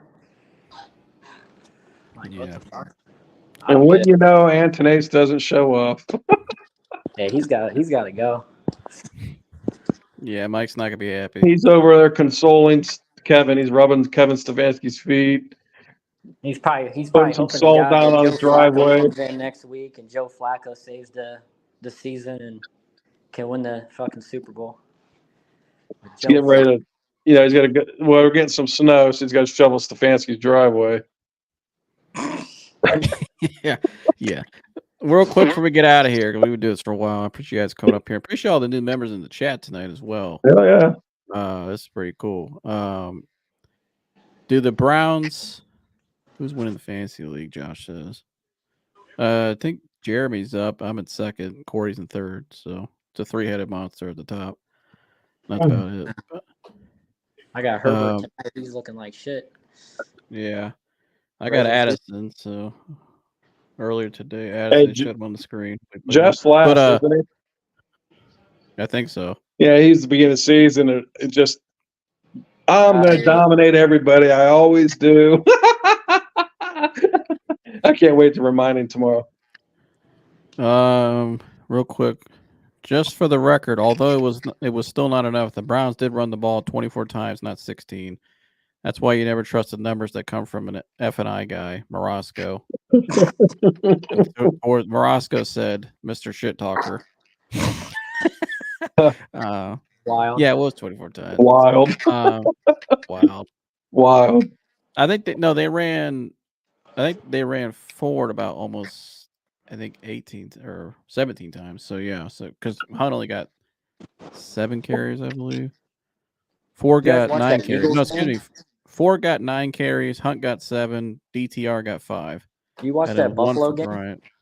The Buffalo. I saw some of it. I know it was raining like hell. Oh my god, dude, that game was crazy. Overtime, Jalen Hurts at the end. Sheesh. Oh, Josh said Jeff's also a shit talker as well. But no, real quick before we get out of here. Oh, go ahead. Sorry, I that game. How can anyone justify that game yet today is going to be fun, because that was awful. I mean, that was awful. The Browns game plan was awful. The Pierce Strong double end around. What in the world? Njoku dropping passes. The Browns' offense is just awful. I agree. It's just Hey, awful. hey, here, I'm sick of Amari Cooper. I mean, they sit on there and they talk about Amari Cooper like he's Jerry Rice. Here, the dude's past his prime. We need a real number one receiver. Get him the hell out of here. He's a number 2. Yeah, I'm just Go saying. get Devontae My Adams. God. Go get Devontae Good Adams. grief. I don't know. Before we get out of here, though, do the Browns beat the Rams next week? Dad, I'll start with you. Yes. In Browns fashion, somehow, some way, they'll win this game and then come home and shit the bed. Corey? We're all going to be just when you think they won't, they do. I think the Browns win by field goal. The Rams will just be that terrible. Yeah, I think the Browns will win by field goal somehow, some way. Chris, what do you think? I think that the pass rush for the Browns will be too much for the Rams O-line. The Rams O-line's awful. But it just depends. I mean, I don't know what team you'll this week's see. Browns, yeah. If you're asking me, this week's Browns beat the Rams, absolutely not. This week's Browns don't beat anyone. In my opinion. I don't know because I don't think Myles Garrett's playing. Well, without Myles Garrett, I don't see how they win the game. Well, here's the other reason they'll win. They'll be run heavy next week. They'll be forced to be run heavy, and they'll win the game. But you're going against Aaron Donald as well, and I don't know. It does not look. I don't think it looks. I wouldn't good. trust Matthew Stafford. Flacco thrown for 450 and 5 How touchdowns. could you say that? How could you say that, Corey? He's a Georgia Bulldog. I know. How dare you talk about a Bulldog like that? It's Bulldog on Bulldog crime. Right. Dan says, college football fans, our coach is 11-1. Fire him. Pro football fans, our coach is 7-4, but he's trying really hard, so let's keep him. Yeah, you're right. Fire that son of a bitch. Browns will be without Miles and Amari next week in a statue of Flacco playing against a fully healthy Rams team that can't score with Rams. Rams 27, Browns 13. I hate to be Debbie Downer, but I kind of agree with Dan. I just don't see it next week. And the guys could be out partying the night before and out in LA. You know, I just think the Rams are just shitty, and they'll run, and the Browns will be forced to run the ball, and it's just how it works with the Browns. You can't win this game, but they're going to win that game, and I hope they do. But I just it is going to be sad. Flacco's going to come out as Walker. Steelers. Joe Flacco's going for 400 yards. The Kenny Pickett Steelers. Flacco's coming out with Walker. Yeah, it's Kane. Unbelievable that the Steelers are going to yet again see his diaper through his pants. Kenny Pickett, unbelievable. Yeah. Oh boy. How dare that should get Stefanski fired right away. You let Kenny Pickett. Yeah. You let Kenny Pickett have a better record than you. That's bad. You are fired. Is Andrew Berry fired too for that? Yes, fire that bastard too. Well, that's a lot better than 3 weeks ago when you said to kill him. I make sure I know. I watch what I say. Rephrase that. He said, "Shoot with a water gun." I learned. Yeah, right. He misspoke. Yeah, Chris. Real quick, what happened to the Lions? They laid an egg. Yeah, they laid an egg. It just is what it is. The Packers. Yeah. I don't know. It was just one of those days. Here, we haven't won in 7 straight Thanksgivings, and it's just not your day.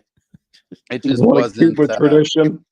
Yeah. If I had to have picked going into Thursday, hey, either Michigan wins or Detroit, I would have just said let Michigan win. So I'm still happy here. They're 8-3.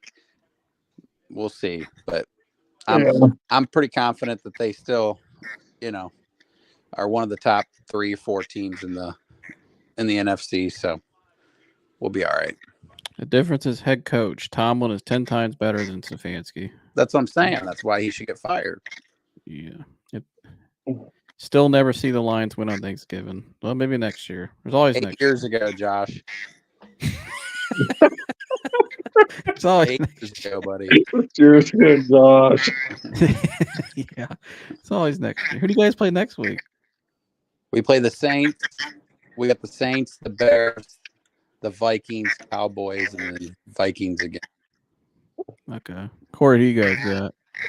We play the Jets, so if we can win this, it'd be 6-6. I win the division. You're going to be a Lions fan next week, Corey. Why? Because I just told you they play the Saints. Oh, yeah. Chris Olave might be on Michael Thomas, too, so you guys should win. Well, thanks. Thanks for the You compliment. guys should win. You got a great team. I wish I had a good quarterback like yours. We got a new quarterback. Well, here. I still have questions about Jared Goff, but whatever. Yeah. He said Morosco's YouTube icon looks incredibly like Antone's.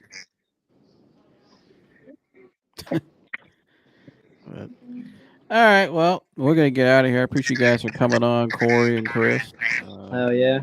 All I got to say is one word. Actually, 2 words, sorry. Go Dogs. Okay. He's out. That's it. Okay, that's it. Bye, Corey. It'll be interesting to see where they put Ohio State. If they put Ohio State above Oregon or not. Yeah. We'll see. Michigan at 1 or not. We'll see how that works. But I think it'll go Georgia, Michigan, Washington, Florida State, and then Oregon, then Ohio State. But we'll see. We'll see how that goes.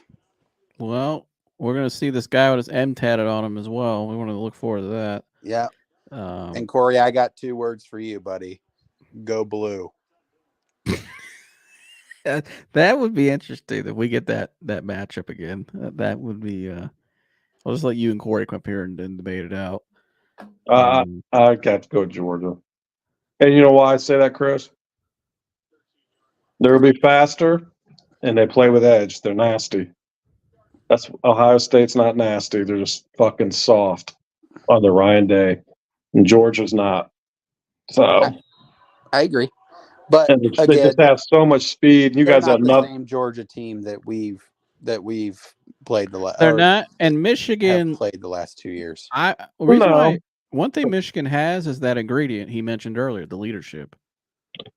They have that. That is the main thing they have going, which could propel them all the way through. But Georgia's just so freaking fast, and everybody's big, and everybody's just mean, and everybody's so their rush though has been down all year, man. They don't really get after the quarterback like they have in the years past, and they don't their rush defense, like even Corey mentioned, they're not as solid as they've been in the years past. And here, yeah, but you remember even your boy Ryan Day said it. When you lose the time of possession, but when you get out rushed and when you don't turn the ball over, Georgia had historical pass rushes. They don't, just because they don't have that doesn't mean they don't have a good one now. I mean, their pass rushes were just like, I get it, insane. So I don't know. We'll see. I mean, all I know is this: you guys better win it this year because it's tough times ahead. I agree. Yeah, it is going to be a long.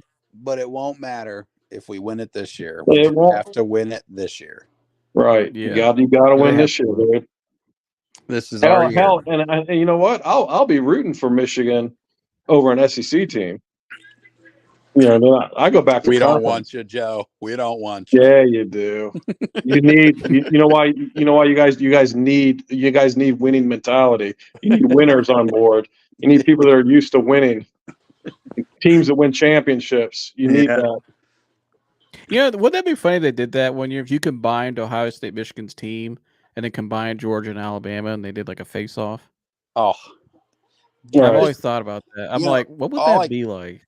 all I've thought about this last week. That's not all I've thought about, but when it came to the game, when I would think about the game, how just much of an absolute blowout would it be if Michigan had Marvin Harrison Jr. on the team? There would have been no chance that you guys had, zero chance against us if we just had one player. Not with our quarterback, no. I mean, No. if JJ McCarthy had Marvin Harrison, it would have been But if we would have had a quarterback, but Chris, if we would have had a quarterback, you guys would have had no chance. It would have been a blowout. If we had CJ Stroud this year, it wouldn't even been close. You guys would have got destroyed. So that's why I said, don't be beating your chest, bud. You guys ain't won shit. Oh, you my haven't. chest has been beaten. You can't. Yeah, you guys haven't won anything. You haven't won a championship since 1948, 47. An outright championship. An outright. Not the sorry ass BCS you split with Nebraska. That don't count. Oh, of course it doesn't count. 1948. You guys haven't won shit. So when you guys win a national title, then you'll be recognized. Until then, this is the championship club. This is the club of champions. As Roman Reigns says, recognize me, baby. Roman Reigns won't even get drafted in the NFL. Nobody cares about him. This could go on for a while. Right. Chris, I respect your fandom, Right. Chris. You know I'm gonna take those digs. Yeah, it's going all night. But I will root for Michigan against in the Chris, SEC. I respect your fandom and putting it all on the line, literally. It's always a pleasure. I was confident, man. I respect knew it. Kyle McCord. That was that Detroit coming out in you. You know, we don't give a Frenchman, you know what. Yeah. Hey. Yeah. Sometimes you just look at Kyle McCord, which I did, and I was like, this boy ain't beating us. You heard my lie before the season. Yeah. He just ain't beating us. He's just not the move. He just isn't beating us. No. He's a nice wasn't kid. ready. He's a nice kid, got some talent, but he's just they can't move forward to this. Chris, what are you gonna do if he transfers to Michigan? Cry.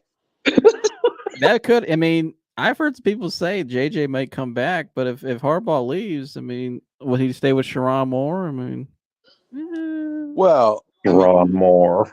But Orgy, I didn't mind him. That dude's freaking a freak, man. That Orgy guy. Oh man. Damn. I was excited when I saw when they came out of halftime. I'm like, oh yeah, dude, they've been just waiting for this guy. Now they're gonna use him as a wrinkle in the second half, so no adjustments or nothing. This is it. But you guys kept fighting back, but you never led in the game. There was never a time where you guys led. I mean, I get you guys think that it was a lot closer than what it was, but I'm actually surprised that you guys did. It was closer than what it was, but when we needed to, we milked the clock and ran it down your throat in that fourth quarter, and I think that was big. So we did. It was nice. Quarterback. Our team quit. Yep. Bad coaching. But I do agree. I mean, Ryan Day ain't it. 1-6 against top 5 teams, 3 of those being us. Just had to throw that one in there. But yeah, give me one of the 3 we named earlier, Devin Brown, and I'm good. So I like our chances. Here we go. We're going back loaded again next year. You got to have a coach in there. You got to get the right coach. I don't give a shit who you recruit. I mean, that's obvious. They're one of the top recruiting schools in the country. Them in Alabama, and probably Georgia, and they're top 3. And they got we can't get it done. Shitload coming in next year. A ton of talent, like 5 stars all over the place. Yeah. You got the best player in the country, and you can't get it done. That's coaching. That comes down to coaching. But, all right. It was amazing. Yeah. But, all right, Chris. I appreciate you like always. All right, man. Have a good week, man. I'll probably talk to you later. All right. Dad, you want to tell people why they should subscribe before we get out? We had a lot of new viewers in here tonight. Shout out to everybody. Shout out to we had one guy in here earlier. What was his name? I'm sorry. We had Bushrod Brown. Shout out to Bushrod. Bushrod, and it was the other guy before. I can't remember his. Let me go back. We had Bushrod. Yeah, I can't remember the gentleman's name actually. I think it was Last Mike or name started with T. yeah. Sorry, I can't remember. We had a lot of people sent you, but shout out to all the new people tonight. Yeah, I mean, we want to know why they need to subscribe to this channel. Oh, Mark, shout out to Mark. Mark, yeah, it's gonna come on the show. We had Mark, and we had another one too. I think Sean. Shout out to Sean. Yeah. But So yeah, we want to know why they need to subscribe. you know why they need to subscribe? Because the basis of the show, the real, is better than this. The content is better than this. You know, we get up here, we have a good time. All these different personalities on here and the trash talking, but the real content, what you do, is 10 times better. So subscribe. If you like this, you'll certainly love the other 100 episodes. Yeah, and he said it best. So love all you guys, and hopefully next week's a better week for our teams. But All right.